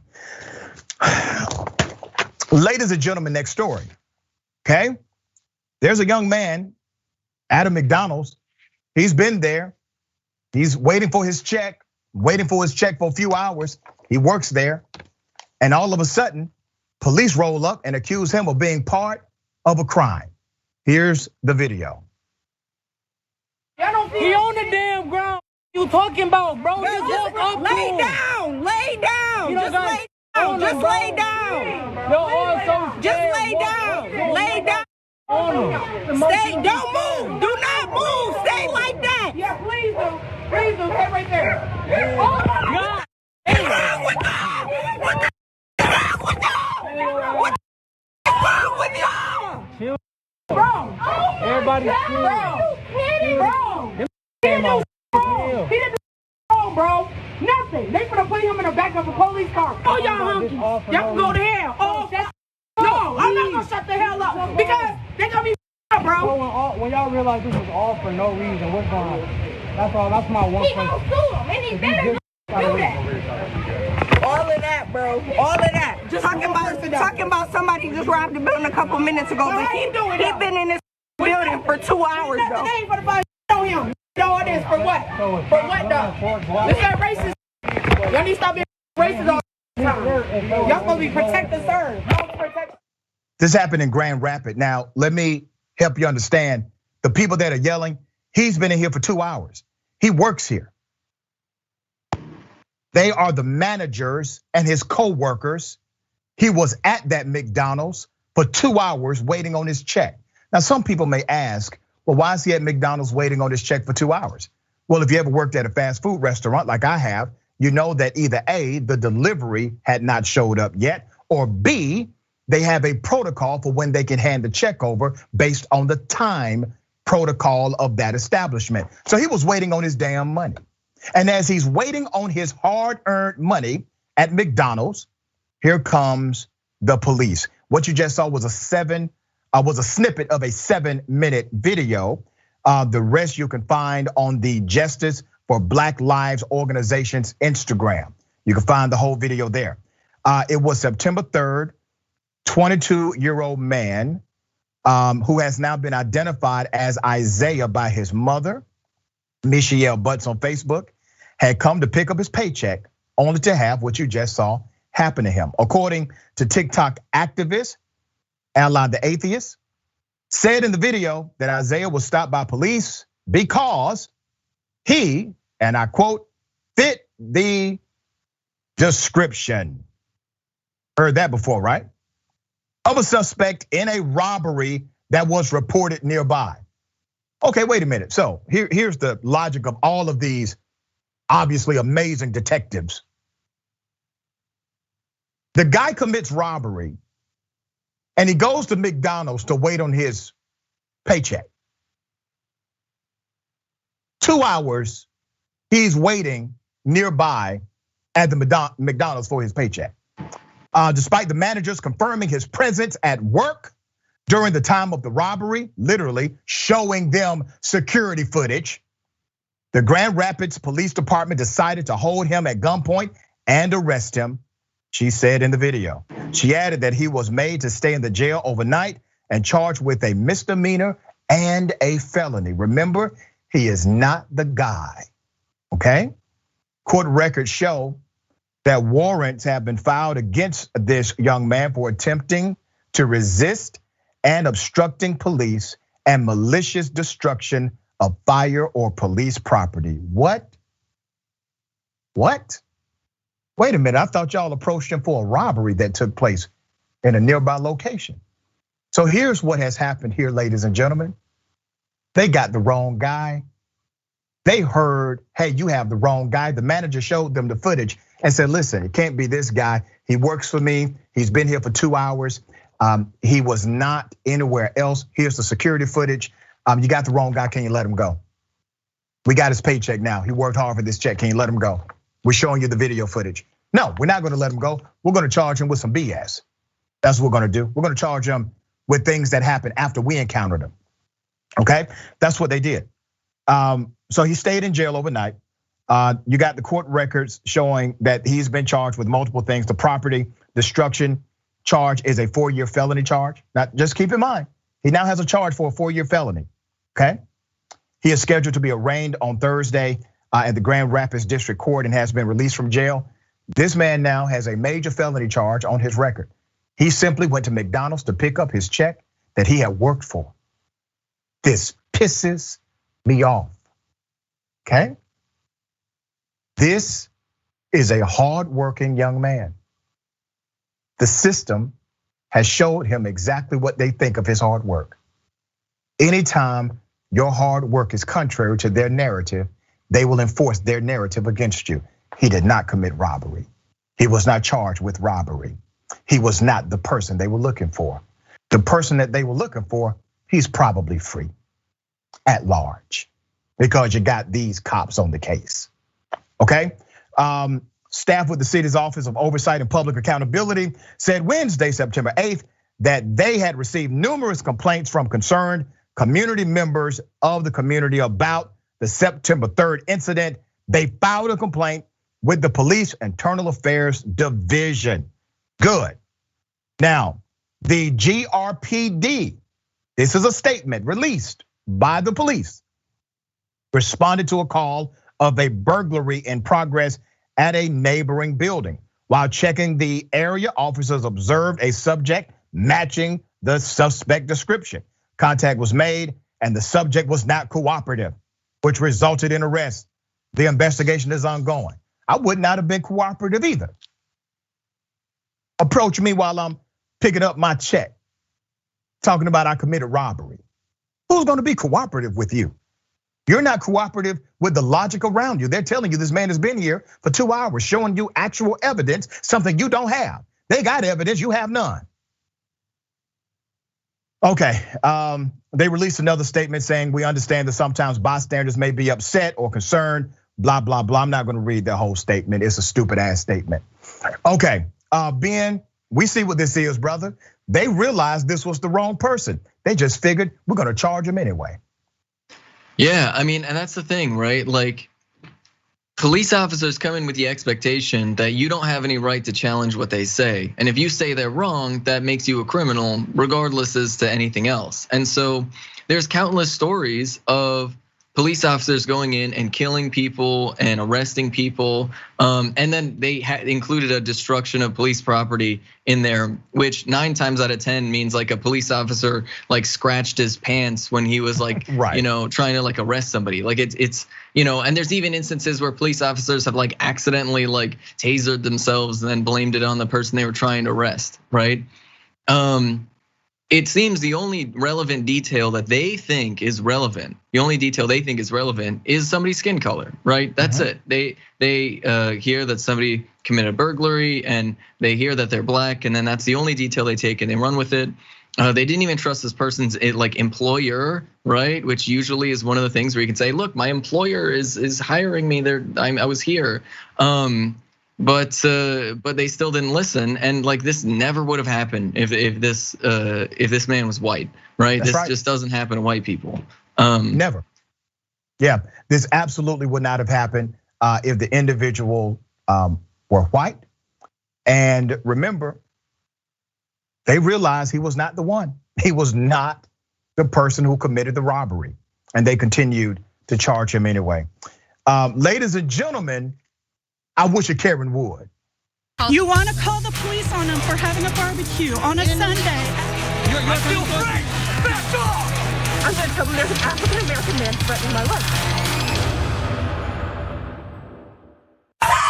Come outside! Oh! Come out! You come out! Come out!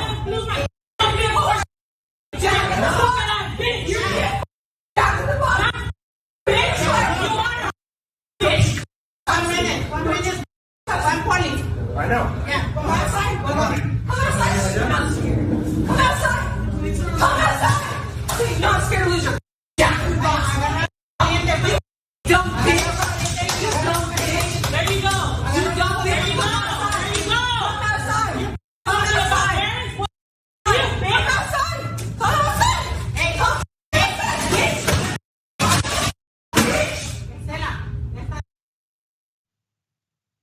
If Karens are like Highlander, where there can be only one, I will put my money on this one.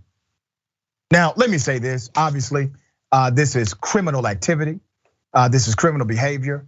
There is no person at a restaurant who could make me that mad over a transaction.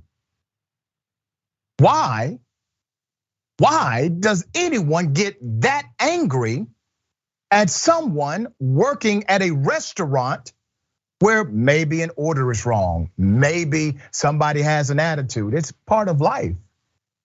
But from wanting to argue to wanting to fight and then actually destroying their property, come on. The Karenicity is unreal here. Ben? Yeah, I mean, I think this draws a perfect contrast to the last story, right? We have 2 people who are spending time in a fast food restaurant, one of them waiting for a paycheck, the other throwing a fit and destroying property. Which one is the one that got arrested? Yeah. You know, and like it's just really unbelievable. And it's just, I don't know. I feel like this really just speaks to the tension in America right now. Like I don't know. We're kind of at like a boiling point as a society, and we really need to like collectively cool down and like just treat each other with more patience and kindness, right? Yeah. I honestly think you should never expect somebody working at a fast food restaurant to be nice to you. To be honest, they're working minimum wage. That's a difficult, miserable job. And you should be happy with a hamburger, and that's it. You make a decent point, brother. And I tell my friends and those that are associates of mine all the time, when I go out to eat, and there's a tip jar, I leave a tip 100% of the time. I always tip high at restaurants, way over 20%. And the reason I do that, I don't care what the service was, by the way. I don't tip based on service. I tip based on principle because of what you just said, right? Brother, I appreciate your compliment or your sentiment on that, excuse me. We got more on the other side. Stick and stay.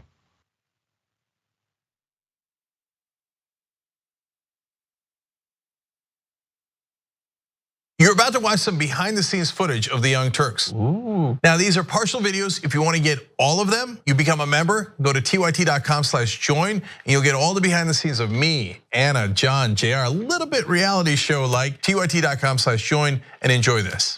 You know what you're seeing behind me? Jersey. Hold. Watch me flip this camera. However I flip it. Do I flip it like this? No, I just took a picture. I'm bitsing right now. What?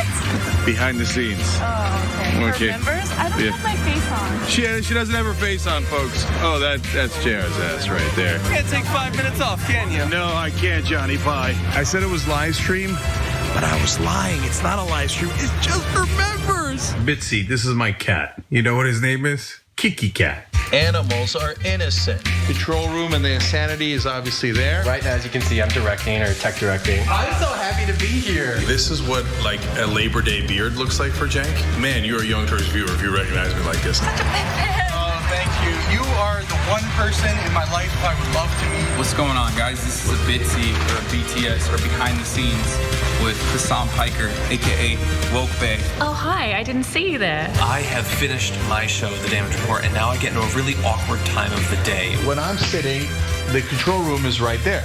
So I can see Bart. This is the Pittsburgh office, by the way. Referred to often as the boiler room. You see how it's ripped? Is it super unprofessional to wear that at a business meeting? Or am I like cool, rebel? I just finished doing the power panel and I'm fired up. What do you do for TYT? Not a whole lot. If you're frantically tweeting at us that something's broken, thank you, because I'm fixing it. And thank you for being a TYT member. Super last thing, because there's always got to be a super last thing. Oh, that was disastrous. This has been behind the scenes, behind the scenes. Welcome to Indisputable. I'm your host, Dr. Rashad Richard. We got a lot happening today. But what do we do on this show? We tell the truth. You know why we tell the truth? Because the truth is simply indisputable. Rashad, great to be here. Congratulations on the new show. And I gotta let everybody know that Rashad and I go way back. Here's the pattern that we see in all of these Karen stories. They think they own stuff they do not own. Now, where does that come from? I don't know, maybe slavery. Maybe they think they should still own black people. This is what happens when Karens weaponize the police. When you're used to privilege, equality seems like oppression. It hits you in a certain way when someone is holding you against your will, treating you like you're a criminal and you're an innocent person. This is something that black people face no matter where they are. A stronger black economy lends itself to a stronger, greater economy. Don't think it's exclusive of you, it's inclusive of you. What's your beef with critical race theory? It adds more fuel to the fire of the racist tendencies that we already have. We have a generation of problem solvers that can remedy the problem if they are properly taught what the problem is. You know who created redlining in this country? The white liberal. I don't give a damn who created it. If it's a racist policy, Shelley, here's what I don't know. I don't know. See, there you go filibustering, brother. You're scared of this truth, but you're gonna get it though.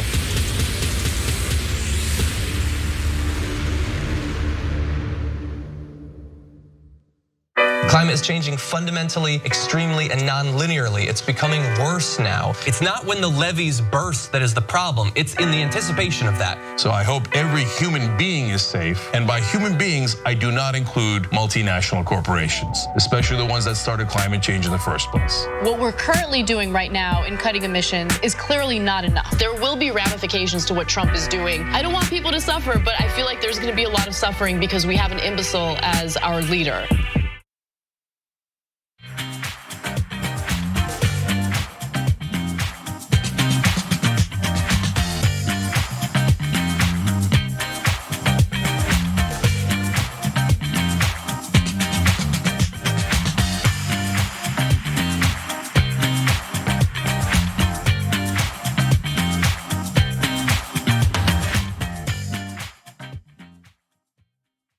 We got a lot of comments, okay? TYT member, Mickey C, the silver-haired dragon. How horrendous is it that we can hear the fear in the voices of that man's co-workers? It's obvious that they're terrified he will be murdered by the cops. They were, you could hear it. Even after the cops know he couldn't be the criminal, I can't even imagine that level of fear for just being. That man woke up that morning, went to McDonald's. His check wasn't even ready. He didn't come back. Why did he come back? Maybe he doesn't have a car. Maybe he caught public transportation. Maybe he got a ride. Maybe he doesn't have gas money to keep going back and forth. But whatever it is, he was going to wait those hours in order to get his check. And this happens to him. Next TYT reporter says, usually the victim who calls the police doesn't try to cover for the perpetrator. When did that ever make sense in their heads? Super chat. Jesse Minor. Slave clause 1, accuse arrest under false pretense. 2, charged with resisting or other BS not associated with the stop. 3, prison slave. That is effed up. All right? R. King Juan Garcia. Did mine deceive me? It looks like she face punched the employee. Wow. Jason P. AKA Glory Days Dragon. I know that exact Jack in the Box. That neighborhood is a major Karen hotspot. That's info I did not know. Eco Star. I worked in retail. Know when check released or late always leads to people waiting at work for their check to be handed out. Happen all the time. Absolutely right. Bernard the Kiwi Dragon. Getting paid for work while black. Randy Collins. They just rushed me, put me in the back of a car with a big German Shepherd dog, and somebody had robbed the bank, and they blamed me and my classmate for it. Wow. Bonita Fleming. I love your show, Dr. Richie. Please keep doing what you're doing, exposing devils for who they are. May God keep blessing you to use your platform to help others. Thank you. I think this is Paralicia or Paralicia. My apologies if I said it wrong. Being confused while black is resisting, huh? Jesus. That's exactly what he was. He was just confused. Extremely confused. Okay. This one is a hell of a story. There's a guy that the police are so afraid of that when they caught him, they let him go. I'm not kidding you.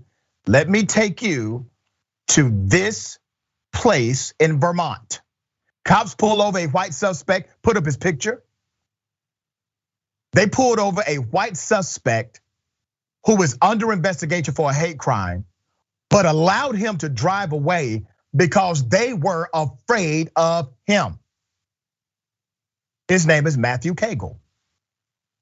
Police in Burlington, Vermont are searching for a 33-year-old Matthew Cagle who is wanted for assaulting a traffic guard and evading police. He was stopped shortly after the assault, but was allowed to drive away without ever getting out of his car. Put up his picture again. Okay. Now, the good old people at Burlington, Vermont PD, they did not provide pictures of the cops who were afraid to engage this white male. They didn't provide any pictures. We don't have any. But I do have the picture of the acting police chief. Let's put his picture up. That's your police chief currently. His name is John Murad. Now, here's what I'm going to do, Chief Murad. Anytime I do these stories and you all fail to produce the officers who are involved, I will put whoever is in charge up on my screen. That's how we're going to do this. You want to play that game? I got a game for you. All right? Let me give you background to this story. According to the report, Cagle refused to exit his vehicle. Now, when black people do that, what happens? So this guy refused to exit his vehicle after being told multiple times, you're under arrest. Now, this was not an investigation. They were literally pulling him over to lock him up, okay? They were trying to find out if something was going on. He was under arrest, according to the cops. They pull him over, tell him he's under arrest. This is on the police report. Officers did not pursue Cagle, once again on the police report. Why? Due to his unpredictable and violent history. On the police report, Cagle has a long history of encounters with police. He has a number of convictions, including felony charges and multiple offenses for violating court orders or parole. You mean to tell me that the police pull over a guy with a rap sheet long as Shaquille O'Neal. And they say, hey, you're under arrest. Get out the car.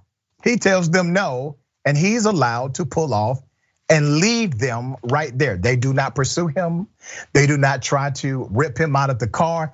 They don't even do that move they do. You know the move they do when they break your window? They don't do any of that. They just let him leave.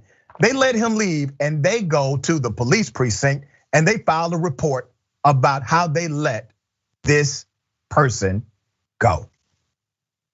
This is not the first time Cagle has been involved in a violent incident. He has 4 open court cases against him, according to the same police, including 1 for simple assault, 2 aggravated assaults, and 1 domestic assault charge from August 2020. In addition, Cagle is the subject of ongoing criminal investigations regarding a violation of a restraining order and is a person of interest in an August 30th assault. Put his picture back up. They let him go. They let him go. Once again, who's in charge of the police department that let him go? This guy, John Murat.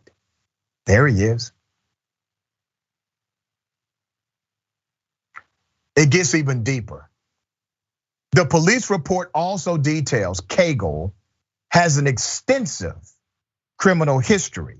He has 54 law enforcement encounters since January 2021.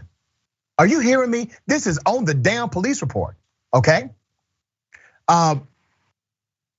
He survived all of them and has previously been convicted on 2 felonies and 5 misdemeanors. Cagle allegedly threatened someone with a sledgehammer in July. He then beat a black man unconscious in Battery Park at the end of July.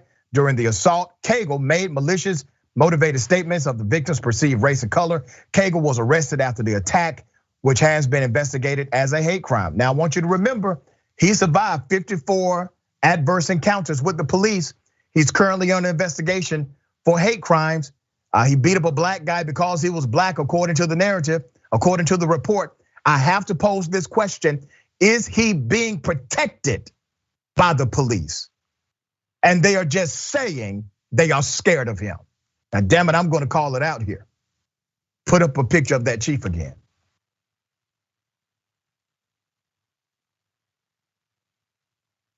Is it you, sir?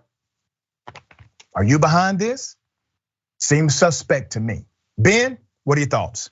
Yeah, I mean, at a certain point, you have to think that the police officers want this to happen, that the police officers don't mind that he's running around assaulting black people, right? Because, I mean, let's make the comparison. Literally just a couple weeks ago, 10 miles from where I live, a young man, I think he was 19 years old, was literally murdered in his car, right? He was killed by police officers.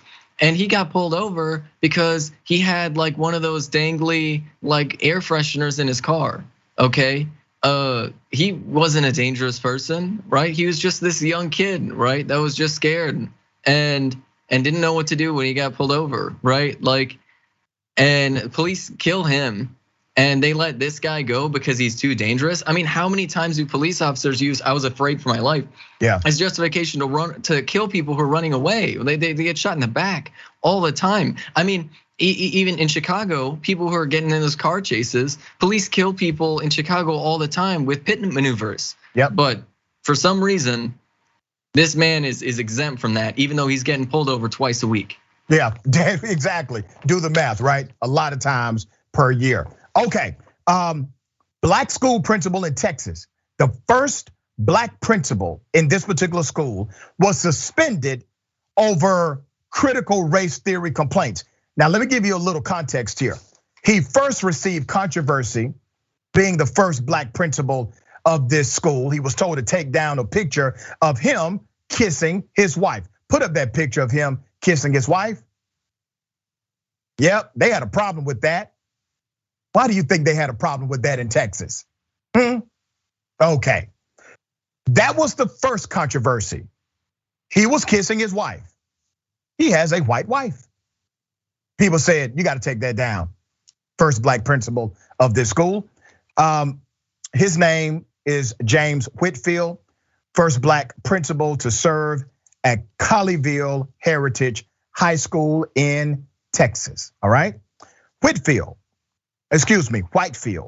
was the subject, let me go back, it's Whitefield, was the subject of a heated school board meeting back in July, where he was called out by one parent in particular who felt that Whitefield promoted conspiracy theory of systemic racism and said it was grounds to be fired. Surprisingly enough, many other parents agreed and joined in with their own fire him. And then just by coincidence, he gets suspended. Now the school system is like, oh, no. This is totally unrelated to what happened at the school board. According to this principal, he says, and I quote, "I was not given any clear reason behind the decision. I was not given a timetable regarding further steps," Whitfield said in a Facebook message. "I was simply told that it was in the best interest of the district." Whitfield claims he actually didn't promote it at all. There's no credence of the CRT claims. And further adding, this group that has spoken out against me has a problem with inclusivity, with embracing diversity, and with providing equitable experiences for all students. School Superintendent Robin Ryan sent parents an email announcing Whitfield's suspension on Monday, but did not provide a reason. Well, here's your reason. Put up that picture again. There it is. They can't stand it. That's what it is. They told him that picture is controversial, take it down. The man never taught nor allowed for the teaching of critical race theory in that school system because it is not taught there. They lied on him and then fired him and called it a suspension. Ben, we got 1 minute, brother. What are your thoughts? Yeah, I mean, that picture is so benign. It literally looks like it could be on a billboard or like an advertisement, right? Like it's literally, it's a very wholesome picture that is honestly like just excellent photography. I mean, what's terrifying is the chanting, and every single one of those people chanting, they would call themselves not racist. I guarantee every single one of them would say, "No, I'm definitely not racist." This is terrifying. This is legitimately terrifying because is this going to increase? Is there going to be more people like this? I mean, ever since Trump, you've seen sort of a resurgence of these people that are emboldened to just be very publicly racist. And if the school board is willing to capitulate, what other people in positions of political power are willing to capitulate to racist mobs? And how do we get them out of office? Very well said, brother. As always, I appreciate you being on Indisputable. Tell people how they can check you out. Yeah, the best way is through Twitter. I'm just at Benjamin Carollo. If you search that anywhere, you're pretty much finding my content. I'm also gonna be doing Galaxy Brain tomorrow at 3 o'clock Central Time. That's 4 o'clock Eastern. I think that's 2 p.m. Pacific. And yeah. Brother, I appreciate you, man. Thank you. Thank you. We got more. It's Indisputable. Stick and stay.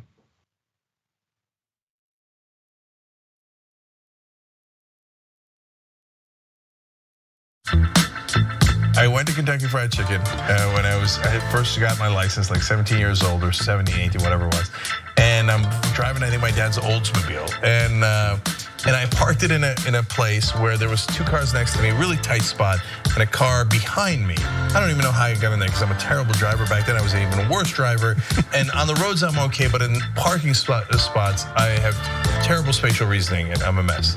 And on my way out, I hit all 3 cars at once. I broke all records, okay? So I went, as I'm backing out, I went boom, oh and this side hit that car, this side hit this car, and the back hit the 3rd car, okay? And I got stuck. I didn't know how to get out. Like I went, okay, for this, and then I'm like, no, and then, right? And then finally I had to stop, go inside the KFC and go, I'm sorry, I hit a bunch of your cars. They're like, what do you mean a bunch of your cars? I'm like, I don't know. Wow, there's a B? Yeah, I'm like this, I hit 3 cars, I don't know. So you guys gotta come help me, okay? Okay, so 1, my bad, really sorry about that. Okay, number 2, can someone take my car out? Because I don't wanna keep hitting your cars and I'm incapable of taking it out of this spot. Now baby, move that fat, baby, move that fat.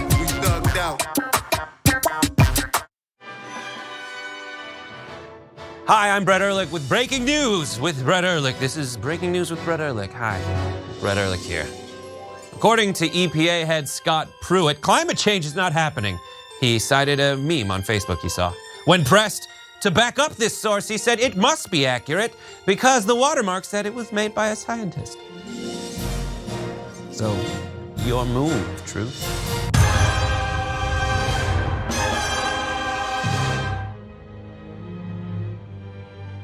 Do all of you know the Young Turks? An outlet like yourself that are willing to cover this story from the very beginning and that weren't afraid to say, hey, this is something that is legitimate. And this is why what Cenk and the Young Turks are doing is so important. Brent Welder is a very progressive Democrat. He's a just Democrat, in fact, uncorrupted, not going to take big corporate PAC money. When did you start watching the show and when did you become a member? So I've been watching for 10 years, an active viewer, but also more importantly, getting out there with causes like Wolfpack. By the end of our campaign, we had organized about 22,000 individual contributions with an average about $27 a piece. And those initial people were a lot of TYT supporters as well. In looking at the world in a very different way than corporate media does. It takes those early people who believe that can really be the seeds of this movement, and that has been the Young Turks. Thank you, Cenk Uygur of the Young Turks. Thank you to TYT and all the progressives around the country that have our backs. You know, the first and only interviews that we had tonight to be with the Young Turks as well, because you guys have been here from the very beginning, and that's what this night is all about. And I thank Cenk very much for the very good work that he does. Thank you so much for all of this together, and the people are so powerful, and we're gonna get it done. Thank you for your constant support. It's a pleasure to be with rebels. I like that. For all of the help that you've given to the Just Democrats, to Wolfpack, to help fellow progressives, thank you guys, to all the Young Turks members that make it possible.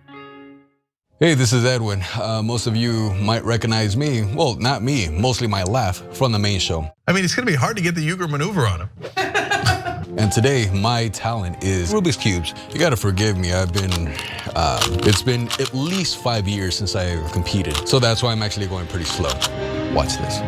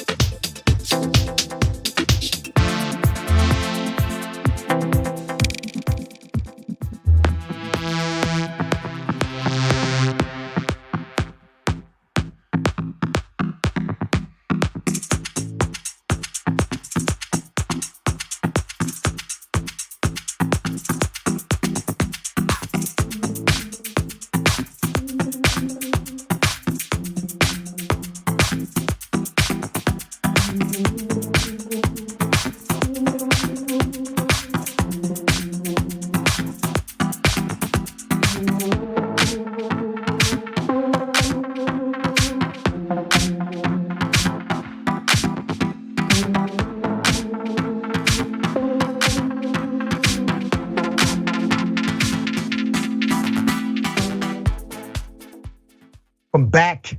We got a lot of comments. Before I read these comments, let me remind you, all right? If you're watching Indisputable on the Damage Report on their YouTube channel, you gotta make sure to make the switch, because come September 13th, we will not simulcast there. Join Indisputable TYT on YouTube, real simple, real easy, youtube.com/Indisputable TYT. All right, we're at 198,000 subscribers. We will be at 200,000, hopefully by the end of Saturday, okay? All right, also watch the conversation today live, 5:30 p.m. Eastern time, 2:30 p.m. Pacific time. Also go to tyt.com/live, that's before the Young Turks, okay? Also, you can subscribe to the YouTube channel, get all of those interviews there, remarkable interviews, youtube.com/TYT conversation. And right after Indisputable today, my sis, Ray Actions with Rayvana, Thursdays, always Thursdays at 4 p.m. Eastern time, 1 p.m. Pacific time. That is exclusive to Twitch, twitch.tv/TYT. All right, let's look at these comments. TYT member, just be anti-racist.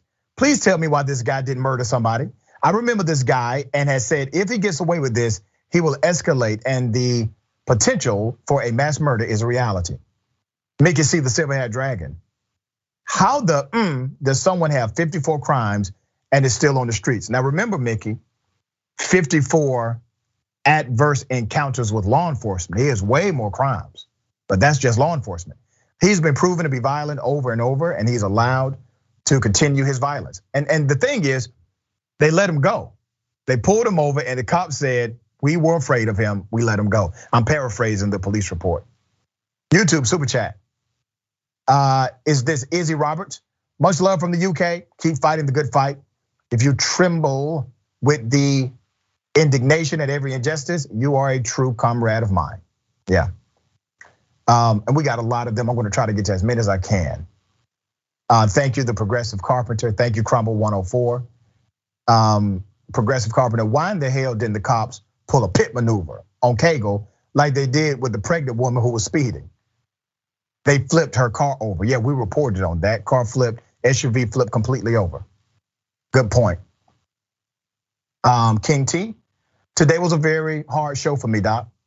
A white guy with over 54 encounters gets to leave, while a young black man picking up his check gets racially profiled, booked, and railroaded just for being black. Yeah, he fit the description. Twitch, RC_Tycoon13. These parents may need to go back to school with their children. No, that's the last thing we need right now. They're already swinging at the school board, okay? We don't need that. All right, bread into toast. I heard about this, the whole thing is repugnant, bunch of freaking Karens. Yeah, all right. Ladies and gentlemen, welcome to the bullpen.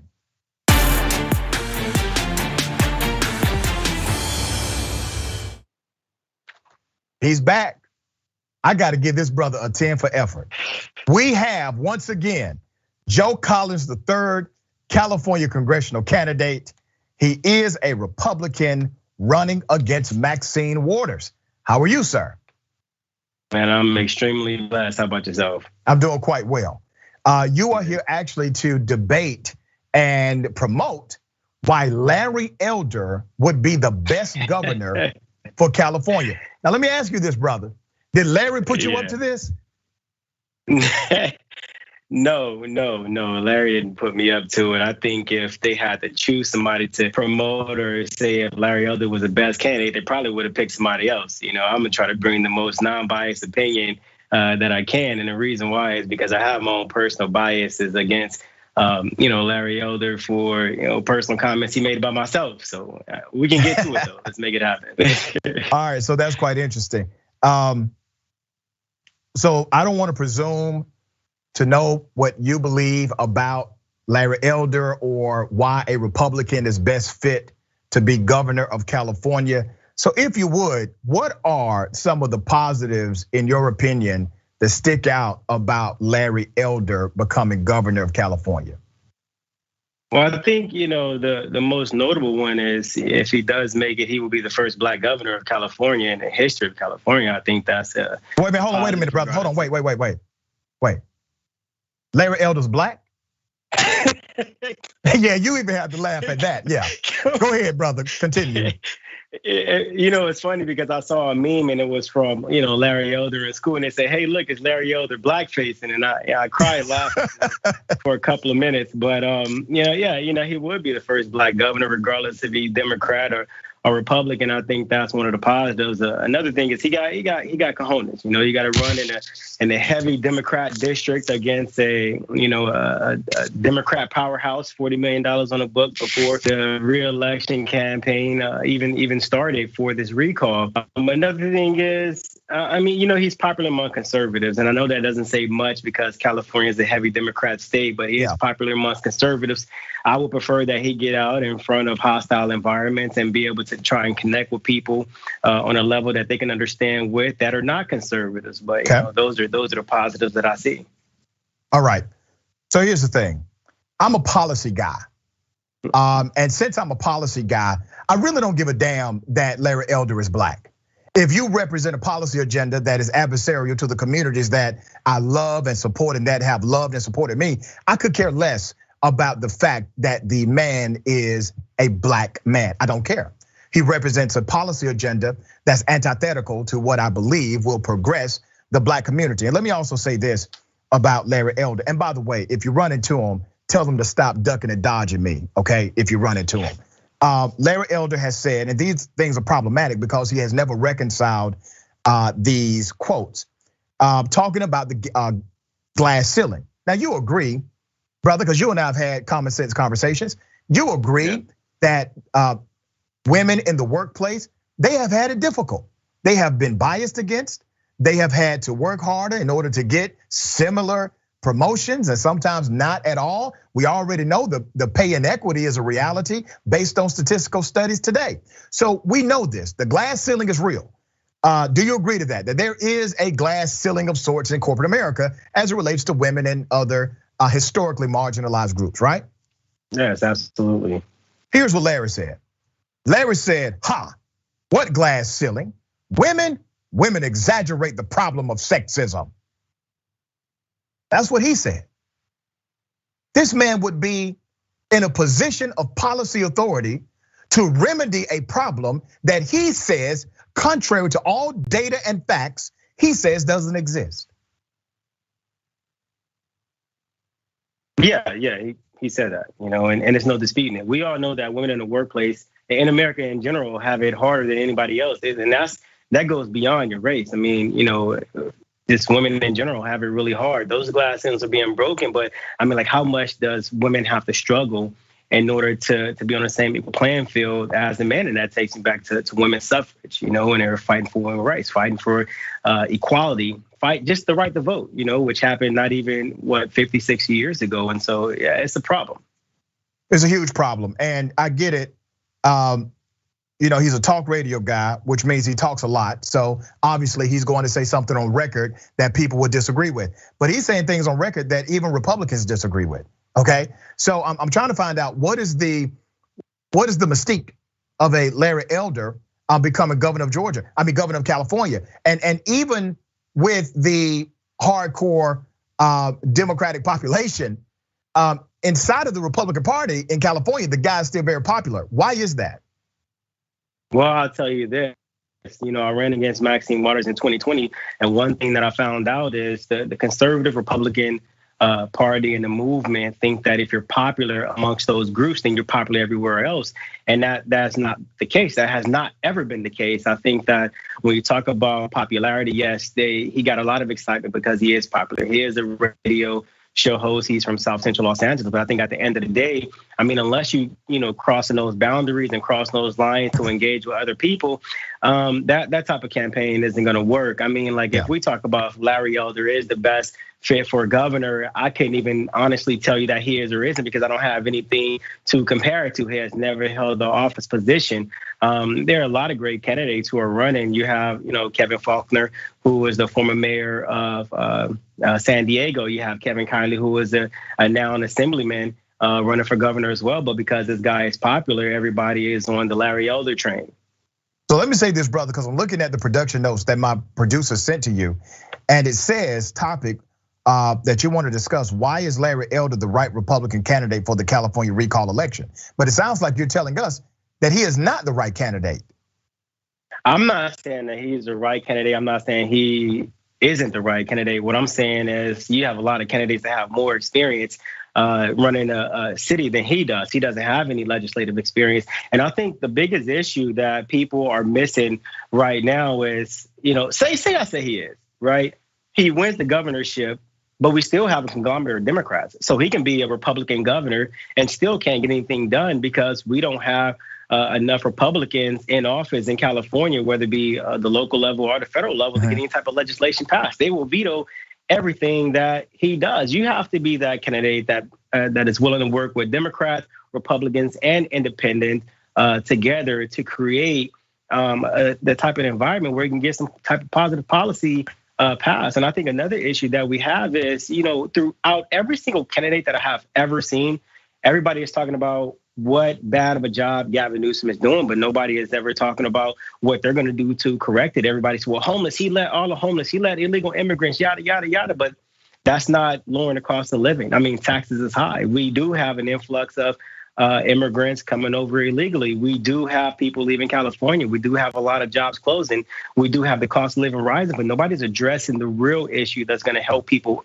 in California. So, all right, man, it's just really interesting because we were under the impression that you were a hardcore Larry Elder guy. So maybe you know this question. Maybe you know the answer to this. Why is Larry Elder scared of me? You know what? Let me tell you this. Whoever told you I was a hardcore Larry Elder guy, they probably got it messed up. My campaign, we supported the recall movement. We supported almost every single movement, and we don't get any credit. We supported everything from the reopen California to the recall of Gavin Newsom. Whoever is going to be that person to replace Gavin Newsom, that's up to the people. And I don't want my own personal biases to get in the way of the people being able to vote because of what the issues between Larry Elder and Joe Collins. But I can tell you this, the reason why Larry Elder may be afraid of you is because, let me tell you, this is our third conversation. The first one was great. The second one, we had some issues. And so now we're talking about Larry Elder. I mean, when you talk about somebody who's educated, another educated black man, we talk about somebody who has their facts and has their things together. It's really hard to have an educated conversation when you're working off emotions versus somebody who has their entire facts. And a lot of times, during this recall election, people are 100% running off emotions, but they're not talking about the facts. They're not talking about the underlying issues. We could talk about, anything. We could talk about illegal immigrants. We can talk about all of these things that it's not going to help people pay their bills. Well, brother, I got to say this. You're not scared. You have come on this program multiple times. And we have discussed a plethora of political items right here on this show. When I look at Larry Elder's Twitter feed, because that's basically how he communicates with the world, he's not talking about hardcore policy items germane to California. It's almost as if he's taking quotes he said on radio and putting them on Twitter and trying to rebrand them as part of his campaign. Now, he's running a campaign in a silo, right? It's all people that support Larry Elder, but they've always supported Larry Elder. He's not creating coalitions. He's not building bridges. He's not even saying things that are common sense. He's playing to a red meat base. Now, I know one thing about you, brother. You say some things that make common sense. Now, I don't agree with all of your politics, obviously. I don't agree with many of your policy agenda items. And I also think that you are neutral in areas where you should not be. But you actually have some policy agenda items. You actually talk about things that are connected to legislative processes. Larry Elder is not. So I'm going to jump off the Larry Elder thing and talk about your thing. So even though I wasn't going to debate you on this, man, I am aware that you filed a lawsuit against Maxine Waters for defamation, against her campaign for defamation. And you got a snippet of a victory. It was a small a judge saying, hey, the other side didn't do something, you can move forward with the case. Give us some highlight to that, man. Why are you suing Auntie Maxine, man? Well, we ran a hard-fought race, and I have a lot of respect for Maxine Waters, and I'll tell you the reason why I ended up in this race was because of a lot of personal issues between Maxine and myself whenever I got out of the military. But when it comes to the lawsuit, I mean, talk about me, talk about my family, my background. But when you talk about military service, that's when I draw the line. Now, she ran millions of dollars of advertising saying I was dishonorably discharged, which was false. And she got her information from an opinion of a judge. He got his opinion incorrect because we've never put my DD-214 on the record. I was a homeless veteran sleeping on the streets. I was actually going to Maxine to try and get help. And, she did what she did. It's politics. I understand it's a dirty game, but for the sacrifice that I've made, Operation Iraqi Freedom, serving boots on the ground, I didn't take too kindly to anybody saying I was dishonorably discharged. Okay. So we did file a defamation lawsuit, and it's a bit back and forth. We won the first part of the lawsuit, which allowed the lawsuit to go to the judge in state court. She won the second part of the lawsuit, which the judge says that she couldn't, unfortunately find anything wrong, but she didn't kick the case. So now we are in the Court of Appeals, and we'll see what happens there. At the end of the day, I'm going to respect whatever the judge's decision is, and we're going to move forward amicably.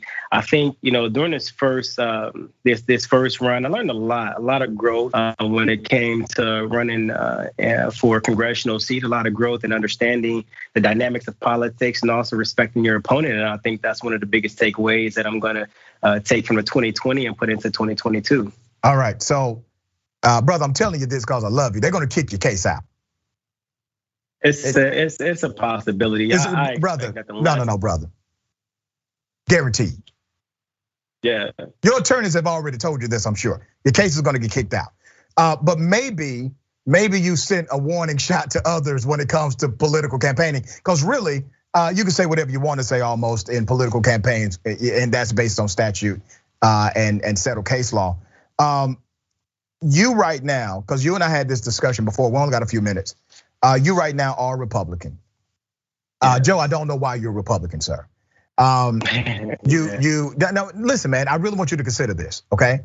Because when you look at policy to policy, right? Only Democratic presidents in modern history, we're talking about since World War II, only Democratic presidents have overseen the largest increase in GDP, the largest increase in private job sectors, increasing in America. Only Democratic presidents. If your issue is you're a Republican because of a moral issue as it relates to abortion, okay, that's an argument, right? But only Democrats have overseen decreases in abortion rates in America, while Republicans, even if they are proclaiming to be pro-life, abortions in America increase under their leadership. Almost every policy variable that you and I have discussed and debated, progressives, those on the left, have been able to deliver that agenda better than the team you're a part of. So why are you still a Republican? Well, like I said before, I'm a Republican because the history of the Republican Party, the first black man to get into politics were Republican. And, coming from where I come from, we have a conglomerate of Democrats and, you have Republicans on the other side. And for me, I think that when you talk specifically about the black community, we're going to need allies on both sides to be able to push whatever agenda is going to best benefit our community and America. And I think that's the line I fall on. Sometimes it's unpopular. Sometimes it is, but I think at the end of the day, as long as we're doing what's best for the people, that political party preference will remain exactly what it is, and that's just the preference. All right, Joe. Listen, man, I appreciate your transparency. I appreciate you always coming on the bullpen, but I got to tell you, brother, you keep talking as if you got some common sense. They're going to kick you out of the Republican Party. And listen, when that happens, brother, I'm telling the truth. Yes. When that happens, brother, give me a call and we can have that conversation. All right, Joe? I look forward to it. Thank you so much. I appreciate you being on the show. Thank you, man. All right, ladies and gentlemen, remember, take care of yourself, take care of each other, and take care of the planet. Remember, the truth is always indisputable.